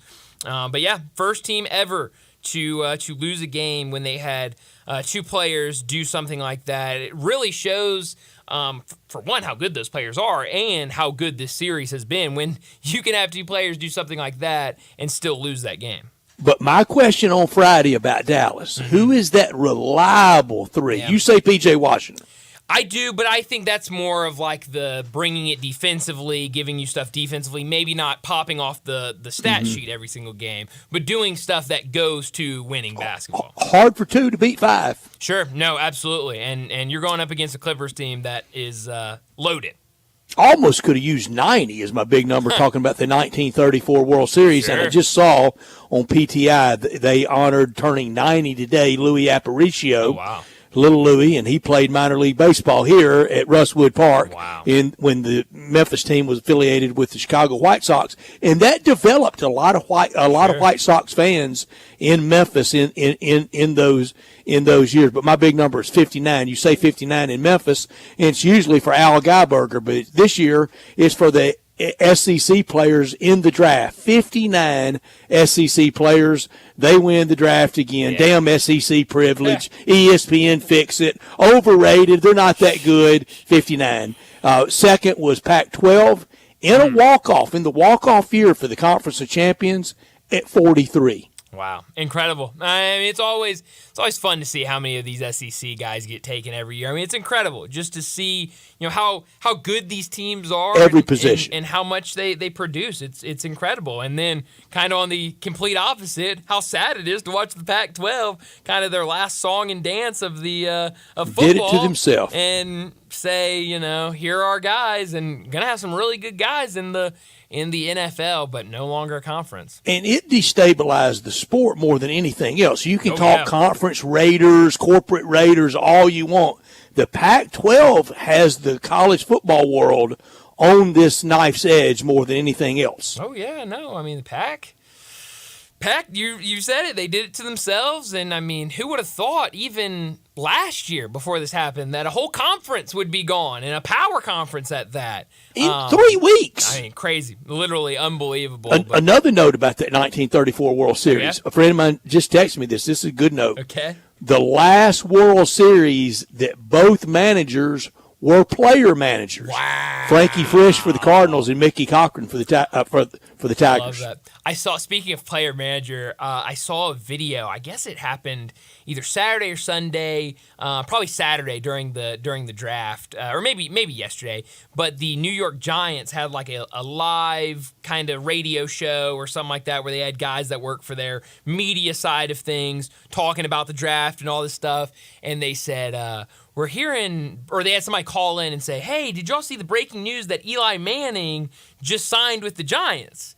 And they were like, no, I don't think that's the case. And one of them pulls out his phone. I'll check that. And he goes and looks, and he pulls up like all these fake posts that are that they've made to look like it's actually ESPN and Adam Schefter and all these guys. Well, some people have plenty of time, don't they? And so they're showing it to the other guy that's co-hosting and showing. They're like, look, it's ESPN reporting it and Sports Illustrated and yada yada yada. And this guy's fully believing Eli Manning just signed with the Giants. And he's like, I mean, what do you do with Eli Manning? I mean, you got to put him out there, but like, is he going to be like a player coach or like, well, like how does that work? And it was so funny, this little prank that they pulled on him, and you just made me. So he bit hard. Bit extremely hard, and was like, man, I can't believe Eli's back. Did you see the shakeup at CBS with their pregame show? I did. For NFL. I did. Yes, that will be interesting. A little bit of new blood, but a couple out.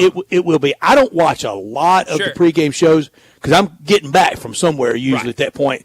It's December for me before I can really lock in and watch a lot of pregame shows. The little bit I watched, I thought it was fine. Sure. Of all of them, I don't know which one I prefer more than the rest. Yeah. I'm kind of channel checking to all of them. Sure. Yeah, I mean, I think they all do a good job. And I'm but kind of like no big criticism. No. For me from it. Yeah. But things change. Sure. And I'm like you. I don't get to see much of any of it before those noon games start. But certainly a shakeup. I think Matt Ryan would be good. It seems like he's comfortable in that just role. Played. And sure, and we'll have good insight. But Phil Simms, Boomer Esiason out, and I'm not sure what happened there. If it was their choice, the company's choice. It's usually not their choice. No, usually not. But they're maybe getting a little older. Maybe decide to step away. But they are. I'm kind of with you. I think we all do. Sure, but I'm with you. I think it was more of the company's choice. But I think Matt Ryan will be good in that role, and they've got a good team over there. And I know I would. I think most people that have had that level of network success, especially after stellar playing careers, you can't feel like you got misdone. I mean, I know whenever, whatever. For me, no, I'm not. I'm not doing that. I was treated very well. Sure, but definitely interesting. But I'm with you. I think Matt Ryan's going to do a good job. I think that show's going to roll on like it has been, and I think a lot of people are going to tune in. But let's go ahead and wrap up this hour. I was going to say show. Still got another hour, and it's going to be a really fun hour because when we come back to start at 5 o'clock, DeMichael Cole, the Grizzlies beat writer at the Commercial Appeal, he's going to join us. We'll talk a little bit of Grizzlies, but we'll talk a lot about the NBA playoffs. We'll do that next on Sports Time. This is hard to believe, but the Hyundai Santa Fe is actually better? I know, that's crazy, isn't it? The 2024 Santa Fe is new, top to bottom, and even better than before. It's almost as big as the Palisade, so roomy, and now it's got a standard third row. Everybody's clamoring for that. And it's the best SUV when it comes to the ride than ever before. You know how with SUVs you love it because you're sitting high, but you don't get that luxury kind of ride like a sedan? You do with the 2024 Santa Fe. It's the best riding SUV ever, and it's quiet. It's the ultimate family car. All you've got to do to be sold is to test drive it. The people at Homer Skelton Hyundai are saying, Come try it. You'll love it. Homer Skelton Hyundai, right at the corner of Highway 78 and Craft Road. First exit in Mississippi. Go see the ultimate SUV, the 2024 Santa Fe. Without the ones like you, who work tirelessly to keep things running, everything would suddenly stop. Hospitals, factories, schools, and power plants, they all depend on you. No matter the weather, emergency, or time of day, you're the ones who get it done. At Grainger, we're here for you with professional-grade industrial supplies. Count on real-time product availability and fast delivery. Call, clickgrainger.com, or just stop by. Grainger, for the ones who get it done.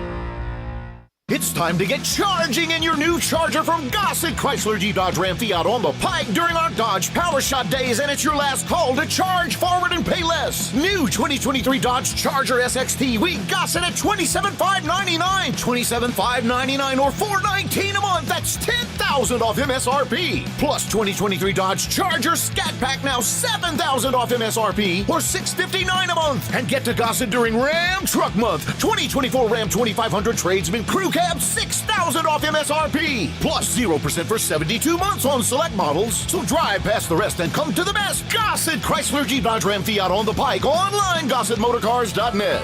If you want it, we got it at Gossett Motor Cars. All 75 months at 8.99. Charger PH 636 167, MSRP 37,715. Scat PH 612 877, MSRP 55,110. Ram RG 19,347.2, MSRP 65,925. Includes all rebates and incentives. PF 695 excludes tax, title, and license. See dealer for complete details. Offer valid through end of the month with approved credit dealer stock only. When it's time for a brake job, go with a solution that delivers one of the smoothest and most quiet rides on the road. Napa Silent Guard brakes.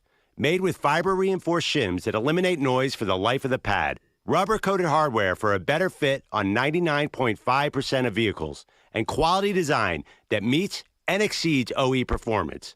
Napa Silent Guard brakes deliver the stopping power and performance drivers demand in their vehicles. Available now at Napa locations nationwide. When you think about insurance and you want great value without sacrificing great service, I want you to think one place, the Eflin Insurance and the entire Eflin Insurance team. Matt and his group of professionals will access 10 leading companies to find the right home and auto program that fits your budget and your absolute needs. The Eflin Insurance team, the number 386-GER, 386-4777. Sports 56 traffic. Good afternoon. Finishing up a couple of wrecks out here as it starts to really pick up with more volume on 240 eastbound. That's what we're looking at live right now from Mill Branch all the way over here to Billmore's Parkway. Yes, it's sluggish. 240 east trying to get your way up past Poplar. That's just crowded up through there all the way to Walnut Grove. No surprise really to see it starting to slow again over here 55 northbound up by Macklemore South Parkway trying to head up to Crump, and that construction has been acting that way for the last couple of weeks. Hey, 24/7 reliable crane and rigging services right here in Memphis. Yes, it's Tomahawk Crane and Rigging. I'm Commander Chuck with your on-time traffic. We are Sports 56, WHBQ Memphis, and W253DF Memphis. Flynn Broadcasting Stations. Now back to Sports Time on Sports 56 and 98.5 FM. Here once again are Brett Norsworthy and Bryant Dacus.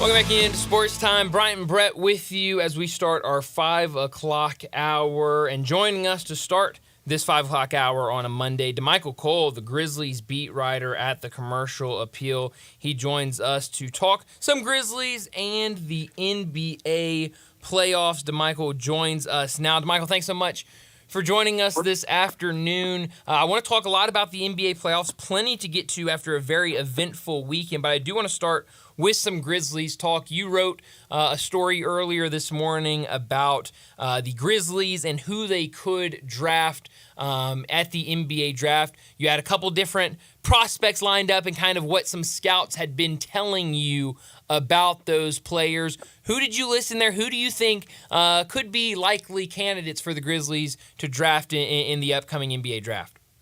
Yeah, so, there's a lot of variety because we don't know exactly where they're going to fall yet. So I have another story that's going to come out in the morning I think will be very insightful for the fans from the perspective of, the draft lottery and the history of the team in the 7th spot. So that'll come out tomorrow. But you'll see in that story that historically speaking, under the new system, the team projected to pick 7th, where the Grizzlies are right now, has moved up almost every year. And when you move up from 7, you can't go up to 6 or 5. It's mathematically impossible based on the way that the lottery system is designed. So if you move up from 7, you automatically jump up to 4.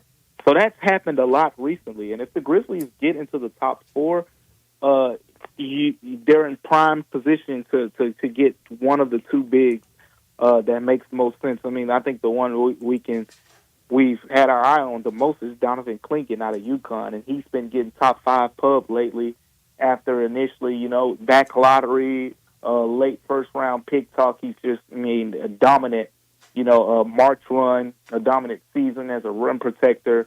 He's 250 pounds, he's 7'2", really good size. So he's getting a lot of pub. And if you get in that top 5, you kind of solidify yourself in the range for him. But in the story that you mentioned, I talked about some plug-and-play options. I talked about, some best guard available type options.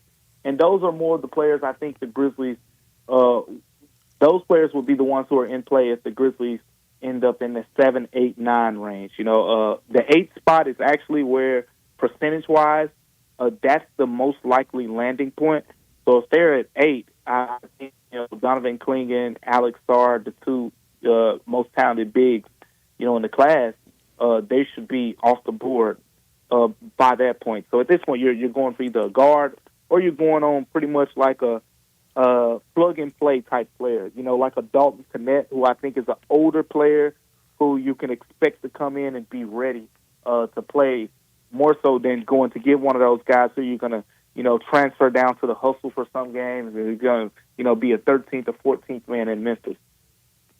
DeMichael, I have said about whatever the number is for the Grizzlies, wherever they pick that first rounder, if they hang on to it and it's in the top, 4, 5, 6, 7 or so, I want somebody that next March is going for NBA Rookie of the Year. I want somebody that helps, that makes noise. I don't want a 10th man. Yeah. And with that scenario, I think there are only a few guys that really fit that scenario. If you want a plug-and-play, a ready-to-play guy, I don't even know if Alex Sarr, as talented as he is, he made, he can play for, a team, a rebuilding team. But with the situation that the Grizzlies are in, you're in the Western Conference where you can't play around with any of these games. So I think Donovan Clingan, fits that mold. I think Dalton Connett as an older prospect, more physically developed prospect, fits that role as well. But and there are a couple other guys who are technically freshmen, but I think just their talent levels, like Rob Dillingham, I think we know what he's going to be. Sure, he's gonna grow in certain areas, but you can tell with the explosiveness, the athleticism, just his he's very, he plays cocky. He's not going to be that rookie who comes out there and is scared to shoot and has to go through all that. With Reed Shepherd's floor, you're going to get at least a very good three-point shooter and a guy who has really good defensive hands on that end. He's going to have a solid floor. So those are certain players that come to mind that fit that bill to me. But, yeah, when you look at it like that, Brett, I think you're really, really shrinking the pool. And I'm with you for the most part because, I mean, we know the situation that the team is in. They're not a rebuilding team like most of those teams in the lottery. So, yeah, you want someone who you feel like can come in and play right away. Yeah, no, absolutely you do. Talking to Michael Cole, Grizzlies beat writer at the Commercial Appeal. Get some NBA playoff talk. A team that the Grizzlies have been familiar with a little bit a couple years ago meeting in the playoffs. The Minnesota Timberwolves, they finish off the sweep last night over the Phoenix Suns. Anthony Edwards, what he's been able to do has been really, really fun to watch. What have you made of this Timberwolves team? A lot of questions coming in to the playoffs, into the series, how they would fare come playoff basketball, but they made it look easy against the Suns. What did you think about that series win? Man, I got a lot of thoughts. Let me give my unpopular opinions out the way first, because those are the ones I'm the most heartfelt about. So I said it on here too before the playoffs. So I hope y'all remember, but we're about to see it kind of play out. It's going to play out with every single series. The Western Conference was so good. We talked about this all year long. The West was so good that no matter who loses these series, it's going to be drastic overreaction in every single one. Like, people are not going to remember. People are not going to remember the fact that these teams from the 1 seed to the 8 were separated by 6-7 games. They're not going to remember the fact that, if Zion Williamson and Brandon Ingram don't get hurt in February, the Pelicans are a top 4 seed and not a team down 3-0. Or the Phoenix Suns, if they have Bradley Beal for, 75 games instead of 52 games, they are a 4 seed or potentially maybe even a 3 seed, and they're not playing the Timberwolves in the first round. And, there are so many factors that basically, if you look at the top 4, top 5 in the West, all of those teams were the healthy teams. But if you take it a step further and look at the top 4 and top 5 in the West, those teams have continuity. They have familiarity. So sticking with this series in particular, the Timberwolves and the Suns, here's 2 things that stand out to me. Everyone is saying, it's time to blow up the Suns. It's not going to work. This is proof. This trio's not going to ever work. And my rebuttal to that is, do we not remember the Timberwolves last year? Do we not remember everyone saying, this Rudy Gobert, Karl Anthony Towns thing, it was a terrible trade. Everyone was saying it. Terrible trade, the too big thing, it's not going to work. And guess what? Year 2 comes in. They have a year under their belts together. And, they look like a team that could go to the finals. They look like the best challenger to the Nuggets. They just manhandled, the Suns. And this is after that same exact starting 5 we saw against the Suns lost in the first round last year. 4-1 against the Nuggets. Same exact starting 5. Mike Conley, Anthony Edwards. They had Nickeil Alexander-Walker off the bench, Jaden McDaniels, and Karl Anthony Towns, Rudy Gobert. Same group, first round exit last season. Same group this year, just 4-0 the Phoenix Suns. So my point is, as it pertains to the Suns, and it's going to be the case when some of these other Western Conference teams fall out, because you're going to see the same reactions. When that Clippers-Mavs series, both of those teams could realistically be finals teams. But at the same time, whoever loses, we're going to overreact because they're going to lose in the first round, even though they lost to a very strong opponent who was a part of a very strong Western Conference. And people are going to say, is it time to give up on the Kyrie and Luka pairing, being that now in year 2, they still can't get out of the first round? Are they going to say, it has the Clipper, Kawhi Leonard, Paul George tandem run its course? A first-round exit after a season that had so much promise. No matter what's happened, people are going to overreact because the Western Conference was so good. But I think a team like the Suns, if they bring in a point guard, doesn't even have to be someone great. It's just someone who can take the pressure off those other guys, as we saw in that series. The Timberwolves just bully ball hounded them.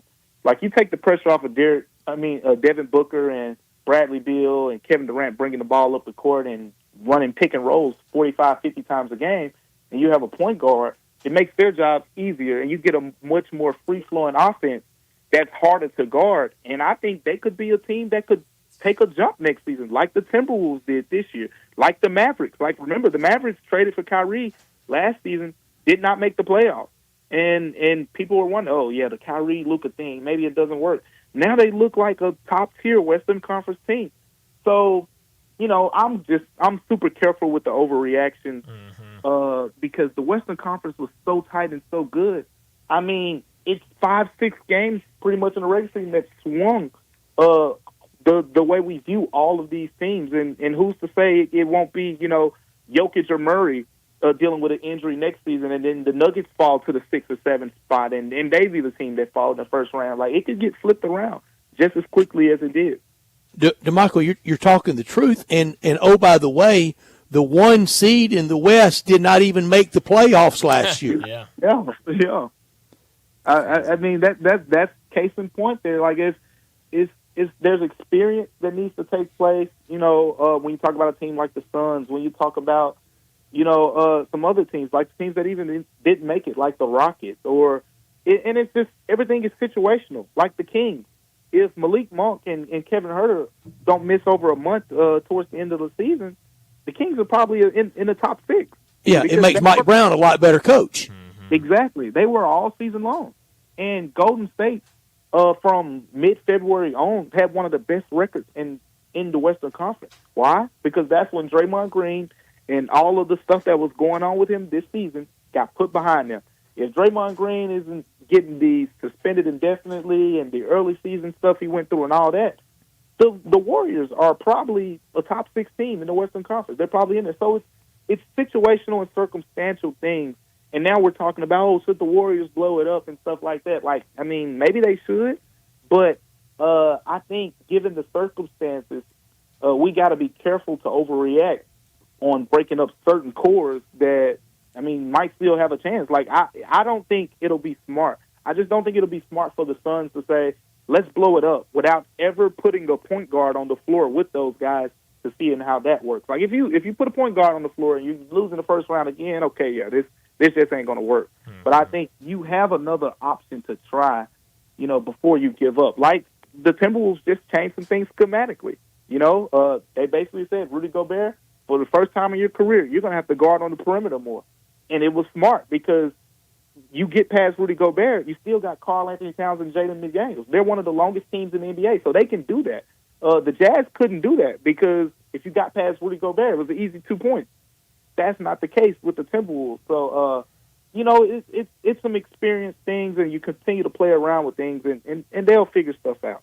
And I hope we don't panic on some of these coaches. I mean, Darvin Ham feels very fragile for him. For Frank Vogel, out in L.A., people talking about him being out in Phoenix. He hadn't been there a year yet. Got hired last year, early June. It's coming up a year, but about 10 months right now.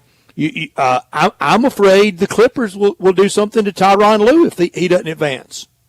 Yeah, when you think of Frank Vogel, I like to say, like, the people think about, like, oh, your first year on the job compared to your second year. And then you think about, you know, with Ty Lue has rarely gotten, you know, a full healthy roster at this point of the season, which, you know, maybe he never will. Maybe it's the way the team's built and it's just not going to happen.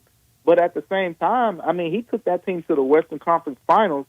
They beat the number 1 seeded Jazz, Rudy Gobert led team, and they did it in an unconventional way, going real small, playing Rudy Gobert off the floor. Like, that was coaching. That was 100% coaching, and that Kawhi got hurt in that series. So they played the Western Conference Finals against the Suns without Kawhi Leonard. And if you have Kawhi, you probably beat the Suns in that series. And you probably beat the Suns last year in the playoffs too when the Clippers lost in the first round when they had Kawhi for a couple games and didn't have him or Paul George the rest of that series. So Ty Lue's a terrific coach. And again, it's just, I feel like some coaches, you know, get tough reps based on situation. All this can trace back to the Grizzlies too, like everything that we've talked about.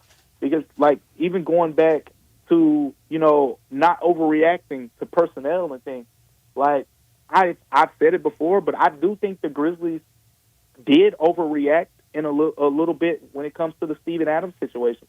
I just can't get past the fact that we never saw John Morant, Desmond Bain, Marcus Smart, Jaren Jackson Jr., and Steven Adams. They never gave it a shot. They never said, you know what, let's see this before deciding to move off of Steven Adams, Marcus Smart, or whoever else. I just think it was worth a shot to see that, hey, okay, we know that we had to replace Dillon Brooks. We went and got Marcus Smart. We got the other 4 guys that have led back-to-back 50-plus win seasons. Let's run it back. And Steven Adams was a big part of that. So I think there might have been some type of overreaction there on that part. And then, going to coaching, it applies as well. You know, certain people I mean, you talked about it, Brett, haven't given Taylor Jenkins, a fair shot, so to speak, because of all the stuff that happened this year, where we all know when the team is healthy, he's had them comfortably as the number 2 seed the previous 2 seasons. Yeah, moving in on being the winningest coach ever, and we all thought he would get it this year, but also know that this year was one of those abnormal years, literally of all time. DeMichael Cole, our guest, he's on the Grizzlies beat for the Commercial Appeal, and he joins us on the Sissy's Log Cabin guest line. Give me a percentage of opening night next year that Marcus Smart's a Memphis Grizzly. Oh, boy. Right now, I'm going to say 60. I'm going to say 60, as in it's likely. But they'll listen. But they'll listen. I think they should. Yeah. Yeah, because we talk about the log jam at on the wing, right? And think about it. When you brought in Marcus Smart, what was the idea? In the simplest form, it was like you got a 2-for-1 player. Like you got a guy who could play point guard in the rotation when Ja Morant was out of the game, and you got a guy who could replace Dylan Brooks as your wing defender, as your premier wing defender. Well, now that we've seen the emergence of Vince Williams and Gigi Jackson to a lesser degree, but he is worth mentioning at least. But Vince Williams is the one we've seen do it against, the KDs, the Lukas, and whatnot. So I want to start with him. But we've seen that Vince Williams show that he can be that caliber of player, and they've won with him in that lineup. When Jaws first came back, Vince Williams was the one starting. That was Marcus Smart was still out. So we've seen that work. So there's your wing defender part of it, and then the backup point guard part. Scottie Pippen Jr. looks fine. He's still more to see there, but I'm comfortable enough with saying, if you got Derrick Rose and Scottie Pippen Jr. right now as your 2 backup point guards to Ja Morant, I think that works. Enough, because you're not going to ask them. I mean, Tyus Jones, even when he was in that role, it was 18 minutes a game. You're not going to ask him to play 29 minutes and be the 6th man of the year, because you got Luke Kennard coming off the bench. You got Gigi Jackson. Like, you got Desmond Bane in the guard rotation. He's going to do some ball handling stuff as well. So I think from last season to this season, the value of the role that Marcus Smart plays has diminished a little bit. Not completely. I still see the value in him being on his team, with the veteran stuff and his wing defense and whatnot. But last year it felt like, they got to go out and address this. This year, you found Vince Williams, you found Scottie Pippen Jr. Derrick Rose, when he played, I think was solid enough to be a backup point guard, in this league. I think so. I feel like you got decently enough there where you can listen. You may say, hey, we're going to be stingy. We're not going to, overreact, but you should listen, at the end of the day. Yeah. Well, DeMichael, before we let you go, I'm going to ask you some predictions for some of these series that we've got going on right now. Mainly these two. We'll see one tonight and then the other tomorrow. Do you think the Denver Nuggets wrap up the series tonight against the Lakers? And then we saw the Indiana Pacers take a 3-1 lead last night. Do you think the Pacers wrap that one up against the Bucks? We're starting to see reports coming out from Shams that there is doubt that Giannis and Dame Lillard will be able to play in the Game 5 against the Pacers. So do you think with those two guys potentially out that the Pacers wrap that one up in their next game? Yeah, man, that's a tough way to go out, right? Like they win, they make the coaching change basically on some like it's all or nothing now. Like we this is a shift year, and then everybody's bodies just start falling apart. Like that's a tough way to go out. But yeah, the Pacers talented team. It was going to be a tough series regardless for the Bucks. Like let's make no mistake about that. Whether they had Giannis and Dame and whoever else, it was going to be tough to beat, this revamped version of the Pacers with, Siakam playing a big role and Tyrese Halliburton and all those dudes. It was always going to be tough. But yeah, I think we're closing in on the Pacers Knicks series. That'd be fun. DeMichael, who's the one player in these playoffs that it's appointment TV for you, watching him play, shake and bake and score and excite the crowd? Who is the one guy that is appointment TV for you? Man, it's almost too easy right now. I mean, I don't want to act like I'm jumping on the wave, but it's Anthony Edwards. It's hard not to. Mine's Jalen Brunson, guys. I promise you. That's a great one too. Yeah. Now Jalen, I'm gonna throw a different one. I do like that idea of watching Shai Gilgeous in the playoffs, but I want to see it in more pressure-packed situations. Like the Pelican series is not the series that, with all due respect to them, it's not the series that I want to see him next round when he has to go against the Clippers or the Mavs, and he's staring down Luka on the other end, or he's staring down Paul George and potentially Kawhi and James Harden on the other end. That's when I really want to see how Shai Gilgeous, leans into the moment. But right now, I mean, Anthony Edwards dunking over KD, the block against Devin Booker, kind of just, it was a moment where it's like, hey, I'm the best shooting guard now, he is really appointment TV right now. Every game he could dunk on somebody, he could have a highlight block. It's like Ja in Memphis. You go into the game, something's going to happen. You just don't know what it will be. Yeah, no, he's fun to watch. Jalen Brunson's fun to watch. There are some really, really fun guards to watch in these NBA playoffs. But, Michael, as always, so much fun chatting with you on a Monday afternoon. Enjoy your week. We'll do it again next Monday. All right, take care, guys. I'll talk to you later. Thanks, DeMichael. DeMichael Cole from the Commercial Appeal. He's the Grizzlies beat writer over there. He joins us. Talk a lot of Grizzlies, but also with the NBA playoffs going on, he's nice enough to join us and talk some NBA playoffs. We got 3 games tonight that should be fun. 2 opportunities for teams to close it out, and we'll see if we can do it. So your guy's Anthony Edwards on exciting player? Man, I think it's got to be. Johnny, who's your guy? I like Anthony Edwards too right now. What he just doing. Feels like it's bandwagon though. Yeah, I feel like it's not fair. But it's a good spot for the league to be in. Sure. This is a real transition period, but there's plenty out there, and it's why it was a miss this year.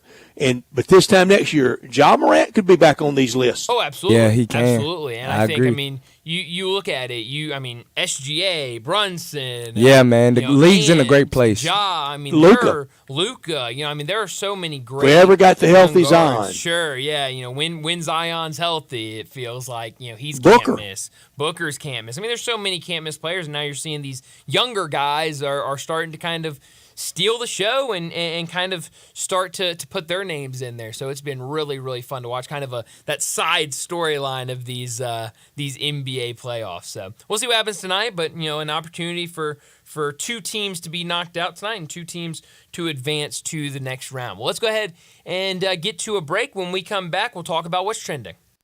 Be sure to follow us at Sports56 WHBQ on Twitter, Facebook, Instagram, and YouTube to watch live video of our shows, stay up to date with station events, and have chances to win prizes. Don't miss out on anything that's going on. Follow us at Sports56 WHBQ. Guns, guns, and more guns. Over 700 firearms in stock. Home defense guns, old guns, new guns, used guns, big guns, little guns. Every gun you can think of, Classic Arms has them. All brands like Glock, Sig, Colt, Ruger, Smith & Wesson, Browning, Beretta, Benelli, Remington, Winchester, and more. Guaranteed lowest prices in town. Only gun importer in the Mid-South. Free gun inspections and appraisals and free bore sighting for the upcoming deer season. Shop online at ClassicArmsOfMemphis.com or visit Classic Arms at 1740 Germantown Parkway behind Corky's Barbecue in Cordova. Regions Bank presents Live at the Garden at Radians Amphitheater June 6th with Dierks Bentley. This summer's lineup also includes the Goo Goo Dolls, John Fogerty with George Thorogood, Sam Hunt and Styx with Foreigner. All season and individual tickets on sale now. Live at the Garden is also presented by South State Duncan Williams, AutoZone, True Green, The Lilly Company, Gossip Motors, Pro Show, and Mahaffey Events. For more information, go to radiansamp.com. Barbara is a real Prevagen user, and this is her story. I'm Barbara, and I'm from St. Joseph, Michigan. I'm a retired school librarian. I'm also a library board trustee, a mother of 2, and a grandmother of 2. I like to be healthy. I exercise a lot. I eat in a very healthy manner. I was working full-time, taking care of an ailing husband full-time. In short, I had an awful lot on my plate. Basically, I thought that my memory wasn't as good as it had been. I needed all the help I could get. I saw the commercials for Prevagen, I started taking it, and it helped. I noticed my memory was better. There was definite improvement. I take a supplement for my heart, why not one for my brain? I've been taking Prevagen for a little over 5 years. Prevagen is available in stores everywhere without a prescription. Based on a clinical study of subgroups of individuals who are cognitively normal or mildly impaired, this product is not intended to diagnose, treat, cure, or prevent any disease. Testimonialist was compensated for their time. There's nothing quite like a rivalry, and the rivalry between Memphis and Birmingham stretches from college football and basketball to the old USFL. Be on hand Saturday, May 4th, as your Memphis Showboats host the Birmingham Stallions on Rivalry Saturday. We'll be giving away Memphis Showboats bobbleheads, so get in the stadium early to cheer on your favorite Showboats players. Tickets start at just $10, and they're available at theufl.com. That's theufl.com. Memphis versus Birmingham, Saturday, May 4th at 11 a.m. Go Boats! Top Gun is the largest indoor range in the Mid-South, but size isn't their only difference. Top Gun has the best instructors with over 300 years combined experience and classes all the way from first shot to master marksmanship. Plus, Top Gun is affordable. Gold membership is just $48 a month. That's just $1.60 a day for unlimited range time, free gun rentals with purchase of ammo, and members lounge access. Top Gun 2770 Witten Road and TopGunMemphis.com. Always shoot with the best. Top Gun Memphis. Admit it. When you start thinking about tastes of Memphis, you think treats, sweets. You think Dinstall's. For 122 years now. What is that, 5 generations? When people wanted something to bring to a party that will just make everybody happy, they bring out Dinstall's. 122 years of cashew crunch, of heavenly hash, of turtlettes, of their award-winning fudge. That's worldwide. It's known that well. Then there's the milk chocolate. It all starts there. There's the double-dip peanuts. And then every fall, those famous chocolate-covered strawberries with that fondant. And they won't tell you what's in the fondant, but it makes it oh so special. And easy to get to. 5 locations. There's where they make the candies in Pleasant View. There's Germantown. There's Collierville. There's even one downtown and in my neck of the woods in Laurelwood. You know what? 122 years made in Memphis and enjoyed by the whole world. Dinstall's. Do you know one of the best things you can do for your employees or family's health? Provide Arctic Clear bottled water. Arctic Clear bottled water is your locally owned and operated bottled water provider. Arctic Clear is 100% natural spring water with free delivery and setup, dependable service, and no long-term contracts. What an easy choice. Call Jeff Manus today, 901-382-2363, or visit arctic-clear.com. Arctic Clear bottled water. Call now, 382-2363. That's 382-2363. Sports 56 traffic. Good afternoon. Finishing up a couple of wrecks out here as it starts to really pick up with more volume on 240 eastbound. That's what we're looking at live right now from Mill Branch all the way over here to Billmore's Parkway. Yes, it's sluggish. 240 east, trying to get your way up past Poplar. That's just crowded up through there all the way to Walnut Grove. No surprise, really, to see it starting to slow again over here. 55 northbound up by McLemore South Parkway, trying to head up to Crumpin. That construction has been acting that way for the last couple of weeks. Hey, 24/7 reliable crane and rigging services right here in Memphis. Yes, it's Tomahawk Crane and Rigging. I'm Commander Chuck with your on-time traffic.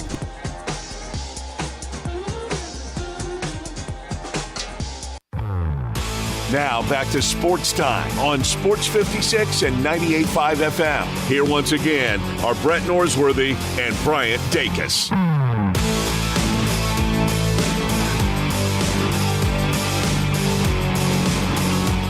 Welcome back into Sports Times. We got about 30 minutes left in today's show. Plenty to get to during What's Trending. And I want to start off the news that happened earlier this afternoon. Travis Kelce has a new contract extension, 2-year extension with the Chiefs. So any rumors out there that he wasn't going to return, anything like that, is gone. So he'll be back with the Chiefs, and certainly with what they did in the draft, I think should be a lot of excitement around Kansas City after their Super Bowl. And Clark Hunt playing hardball on the stadium issue on the refurbishing of Arrowhead and staying at that existing location, and he will go to the Kansas suburbs west of Kansas City into another state if he has to. Yeah, no, and that's going to be an interesting kind of saga to see how it plays out and what they can do. But you're absolutely right. I think they'll do whatever they can for a new stadium, and if that means going somewhere else, certainly not relocating to a different city or anything, but they could definitely. I think there's definitely options on the table. And Bill DeWitt's already saying he wants his share of the money or the idea, and they floated it back around when Busch Stadium 2 turned into Busch Stadium 3, where they currently play. Mark Lamping even floated back then of going across the river into Illinois. Oh, good Lord. Wow. Yeah, so, it's kind of always the issue when it comes to stadiums of if you can get them, how you're going to get them, how we're kind of dealing with something similar to it right now here in Memphis, and we'll see how it plays out here. Obviously, we'll see how it plays out. There's more. It seems like it's more pushback now than it has been in the past. Sure, yes, and I'm not sure because those owners were always. I mean, look, the Cardinals were owned by Anheuser-Busch. I mean, you knew they had a lot of money, but it didn't seem. Look, it's their money too, and you can spend it how you want. But it didn't seem like yesteryear flaunted it quite like this. Sure. Yeah, that's a good point. There's definitely something to that. I mean, I hate to play the class warfare game, but Jerry Jones in his submarine. Yeah. Jerry Jones in his helicopter. Yeah. Jerry Jones in his fleet of everything. Yeah. Submarine certainly, I think, tops all. Now, but way back in cowboy lore, Tex Murchison, he was plenty wealthy. Mm-hmm. Yeah. You're right about that. Well, until he wasn't, and the oil business went bust. Mm-hmm. Yeah. So, I mean, we'll see. But, I mean, certainly it never feels like there's a we always talk about conference realignment and how it never stops. It never seems like stadium refurbishing and new stadiums. It never feels like that stops. It always feels like somebody around one of the major sports leagues is trying to do something new with the stadium. And I'm not saying that we didn't know, but all these lists, whether it's Barron's or Forbes or Fortune, of wealthiest people in the world, wealthiest sports owners, where they rank, how they rank, the new owner of the Phoenix Suns that play college basketball at Michigan State. Just how fabulously wealthy he is. I've never heard that. He did. Yeah, in 2000 for Izzo. Well, he was like the 19th man on a 12-man team. I think you should talk about that more because I don't think people. I really should. He talks about it plenty. Yes, he does. But no, it will be interesting. But you're right. I think we certainly know who the big spenders are now. Clark Hunt's dad was not broke. No, I mean, no, he had a brother that tried to corner the silver market. Well, yes. So no, but it's weird. It's definitely weird. Brett, we talked earlier about Tigers and Arkansas and trying to get that game back playing in basketball. Penny Hardaway's kind of tried to throw the ball in Cal's court. He should keep it there. He should stay on serve about it. I'm with you. I'm absolutely with you. But we did have a lot of texts earlier about it. Did. We were too busy. I couldn't get to them. So I want to get to a couple of them right now. We have a text from an Arkansas fan. Says, I am an Arkansas fan first and foremost, but I do pull for the Tigers. I most definitely want the game to be played. I like to see that, from an Arkansas perspective, wanting to see the game.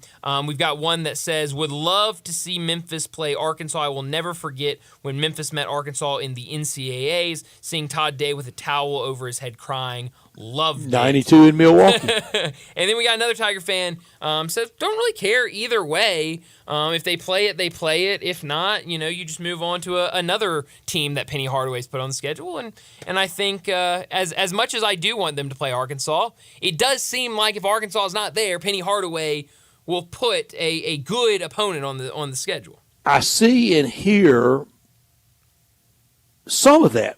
I don't know what would the right road. Not a lot of that, but some of that. Yeah. And I'm surprised by that because now, in his opinion, it's kind of easy come, easy go. Sure.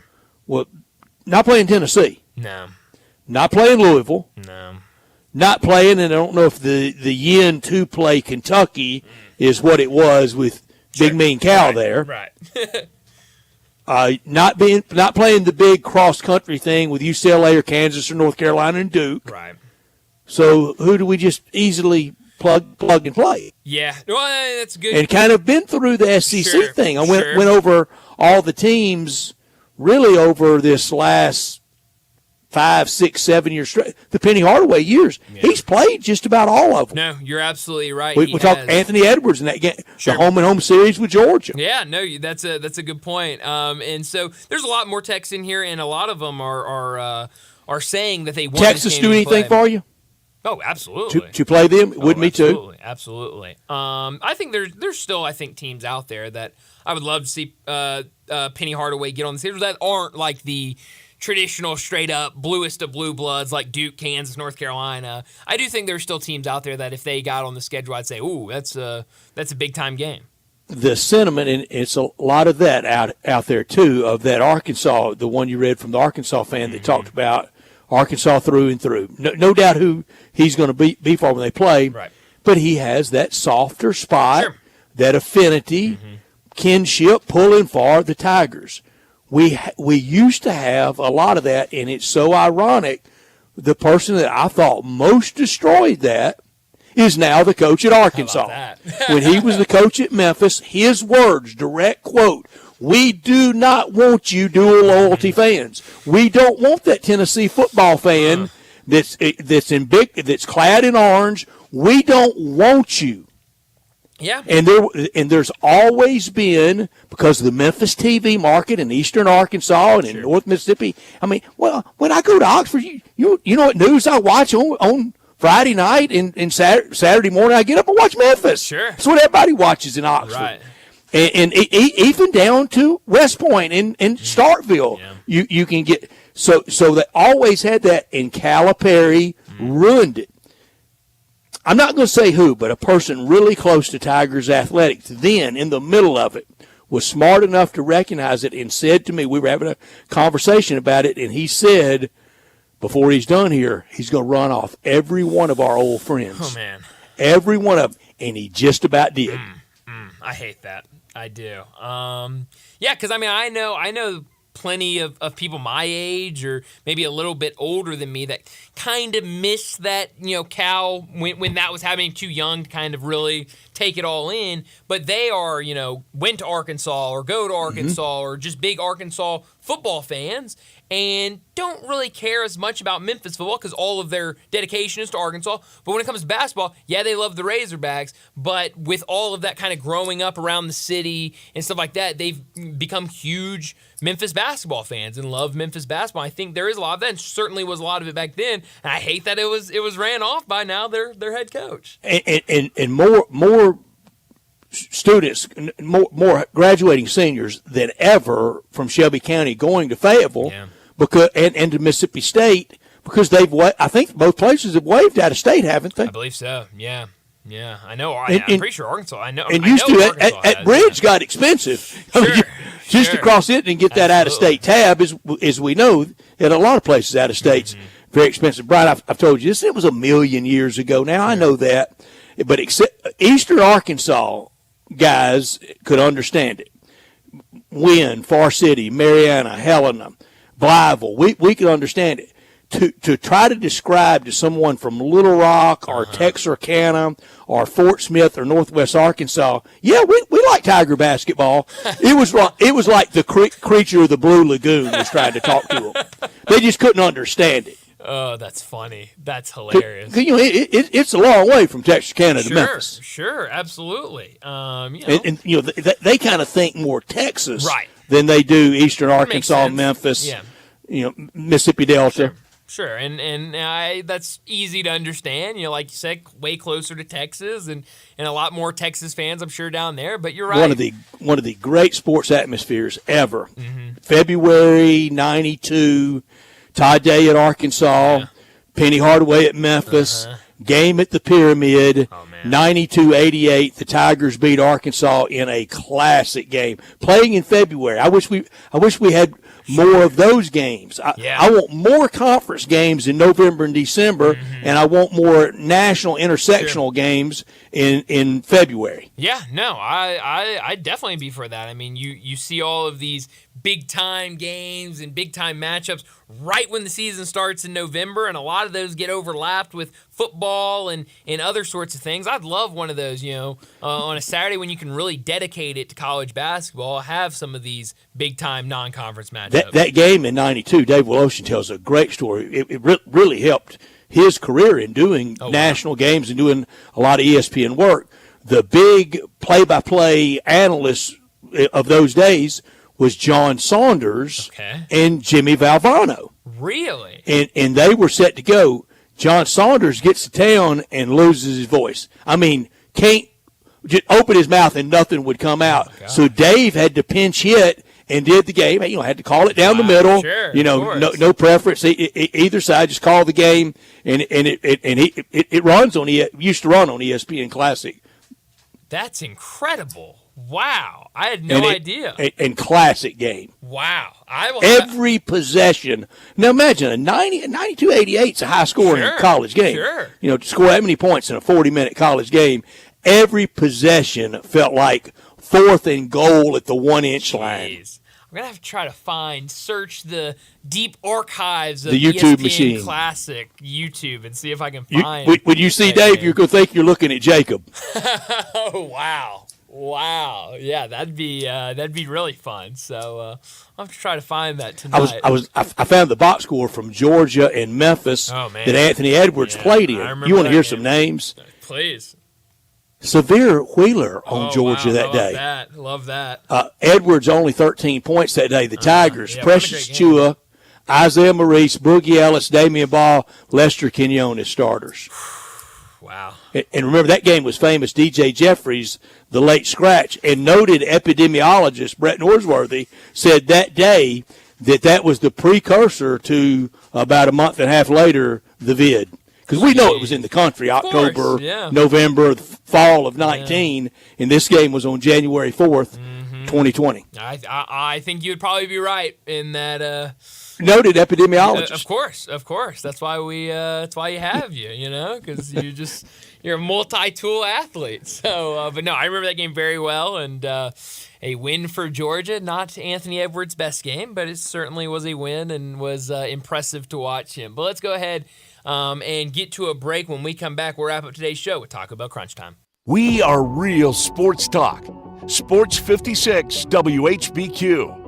Available on your radio dial at 560 AM and 98.5 FM, as well as around the world online at sports56whbq.com. Take us with you everywhere by downloading the Sports 56 app. And at home, just say, Alexa, play Sports 56. Wherever you are, stay tuned in to Real Sports Talk. Sports 56 and 98.5 FM. Challenging, purposeful, rewarding. I was the only female in my class, so I call them my brothers to this day because they supported me, they helped me. Like, I couldn't do pull-ups. I went to the gym, we worked out together, so it was fun. We have the unique opportunity as deputies of interacting with people at some of the worst and sometimes most transitional or pivotal moments of their lives. Come join our team, become a patrol deputy with the Shelby County Sheriff's Office. Are you aware? It's patio season. Family Leisure sure is. That's why they have factory direct pricing on swimming pools, spas, and even, yes, patio furniture. Yes, sir, it's indeed patio season. So come by Family Leisure and check out all the brand new 2024 patio furniture sets. And with patio season here, you know that pool season will be here before you even know it. So buy now to get in line for your pool installation and get pre-season pricing. Plus, you could save $1,000, $2,000, $3,000, even up to $5,000 on all spas and swim spas. Family Leisure has got special pricing on all in-stock saunas, theater seating, pool tables, and even outdoor kitchens. I love it when it's patio season because of all the fantastic deals that Family Leisure makes available just for you. Family Leisure, Whitten Road at I-40, where family and fun come together. Hey, Mid-South! Discover your new ride at Gossett Kia on the Pike. You want it? We Gossett with 2024 Kia Forte LXS. 41 MPG Highway, $199 a month, $34.99 due at signing. How about 2023 Kia EV6 Wind, rear-wheel drive, $249 a month. Plus, Gossett Kia's got 2024 Telluride LX front-wheel drive, $369 a month. Both $39.99 due at signing, all 24-month lease. And you'll always find peace of mind with Kia's 10-year, 100,000-mile powertrain limited warranty. So stop what you're doing and call Bobby J, because he's ready to put you in a new Kia today. That's Gossett Kia, 1900 Covington Pike. Online, KiaCovingtonPike.com. If you want it, we got it at Gossett Motor Cars. All 650 acquisition fee, 30,000 miles per year, 20 cents excess mileage. Forte RE756 120, MSRP 22,320, EV6 P56 03393, MSRP 50,200. Telluride RG5 1041, MSRP 37,935. Includes all rebates and incentives. Must finance through Hyundai. Excludes tax, title, and license. See dealer for complete details. Offer valid through 4/30/2024. Dealer stock only. Hi, this is Troy Fiveash, owner of Fiveash Roofing. In these uncertain economic times, there are so many things as a contractor and a business owner that I cannot control. The rising cost of materials, not to mention fuel and transportation costs. In the last 2 years, shingle prices have almost doubled and commercial materials have doubled. And I don't have to tell you what fuel costs these days. But you know what I can control? How much markup I put on a project. I have always prided myself in knowing I never gouge a customer. But in an effort to ensure my crews have work and my customers are being treated fairly, I have lowered my profit margin, hoping to give you a price you can live with and keeping my crews busy. So if you need a roof or gutters, please give us a call. Five Ash Roofing, fair, honest, and ethical. Five Ash Roofing, a proud sponsor of Tiger Athletics and a member of the Tigers home team. 367-0050 or MemphisRoofer.com. 367-0050 or MemphisRoofer.com. Five Ash Roofing, it's what we do. We're here for you. Happy Mother's Day from Gould's. Give the gift of relaxation, give the gift of style, give the gift of Gould's this Mother's Day with a Gould's gift card. Buy a gift card for $120 and receive $20 off May 1st through May 12th. It's always the right size and fit for professional salon services, spa services, and the best selection of exclusive hair and skincare products in Memphis. Pick up a gift card for mom at any Gould's or go to GouldSalonSpa.com and use code Mother's Day 24 to purchase online. GouldSalonSpa.com. Gould Salon Spa, turning heads since 1932. Now back to Sports Time on Sports 56 and 98.5 FM. Here once again are Brett Norsworthy and Bryant Dacus. This is pretty cool, and we're just getting started, so.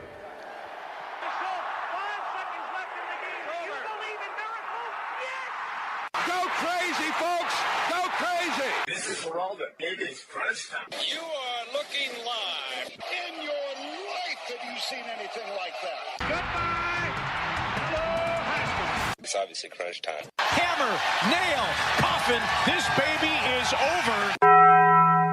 The double steak grilled cheese burrito, so good. Double the steak with nacho cheese sauce, seasoned rice, red strips, sour cream, and the 3-cheese blend wrapped inside a warm flour tortilla, with even more 3-cheese blend grilled on the top. The double steak grilled cheese burrito, it hits the spot now at Taco Bell. And at Taco Bell, when they say they are feeding people's lives with unexpected good, they mean it.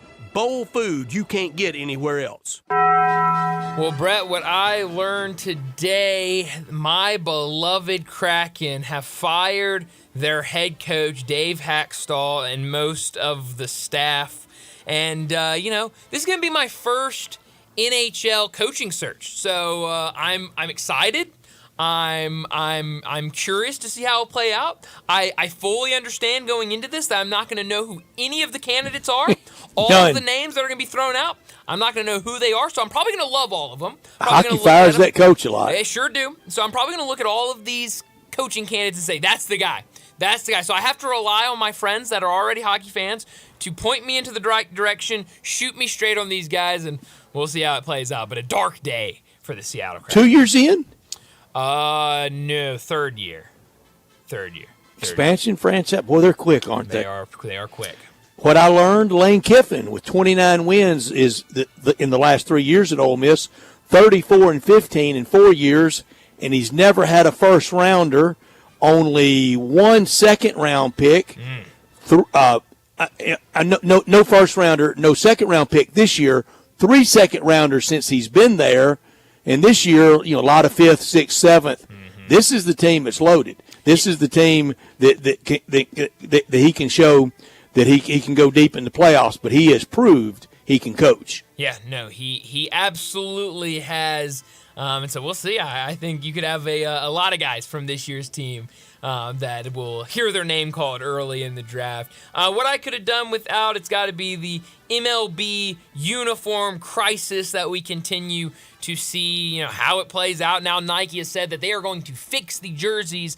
They promise, and that they could be fixed by the 2025 season. Wish we had addressed it sooner. Maybe we could have had them ready and fixed by this year, and now it sounds like we'll have to wait. The nameplate doesn't bother me like it's bothering some. Now, honestly, they have not bothered me as much on the field as I thought they would when I first saw them, because at that point, I'm just watching the game. I'm not paying attention to what the uniforms look like. They're very stretchy. They're different, and don't hit a walk-off and get that water cooler or Gatorade cooler to throw on. No, it's still hot. Yeah, it sure will. Could have done without that. Could have done without. I'm very sorry that Chris Finch took the hit from Mike Conley, but I know a way this could have been prevented. When the action is on your end of the court, everyone in the bench area must be in a seat. This year at the Grizzlies games with all those injured players, it was a bad look all year, them standing around. First of all, those people sitting behind that bench paid a lot of money. They can't see over 7-footers. That's a really good point. Sit down. Yeah, no, that's a... And in college, they make you sit down. Well, they sure do. You're right about that. Where are you beaming tonight? Beam me to Denver, to Rocky Mountain High, and a good wave goodbye to the Fakers. Goodbye to LeBron. He's won his only title he's winning in Los Angeles, and that was at Disney World in the bubble. But maybe they can have another IST parade this offseason. It's always somebody else's fault. The refs, Vogel's, Darvin Ham, never LeBron's. Yeah, certainly we'll have plenty of time to plan that in-season tournament parade. I've had plenty of work trying to write up the Cowboys parade route, so I could, I'll lend a hand if they need it. Years in the making. Draw up, yeah, I can draw it up what it will look like. Beam me tonight to the Thunder Pelicans game. Thunder have the opportunity to sweep on the road. This Thunder team has been so much fun to watch. We'll see if they can get it done tonight. Must win tonight for Miami, 2-1 against Boston. No chance if they don't take that one tonight. No, not at all. Some really good baseball games as well. Red Hot White Sox. How about that? So a weekend sweep for them. So they're rolling as they take on the Twins tonight. Some other really fun games, including late night Braves and Mariners. But that's all the time we have today. Enjoy your night. We'll talk to you again tomorrow afternoon.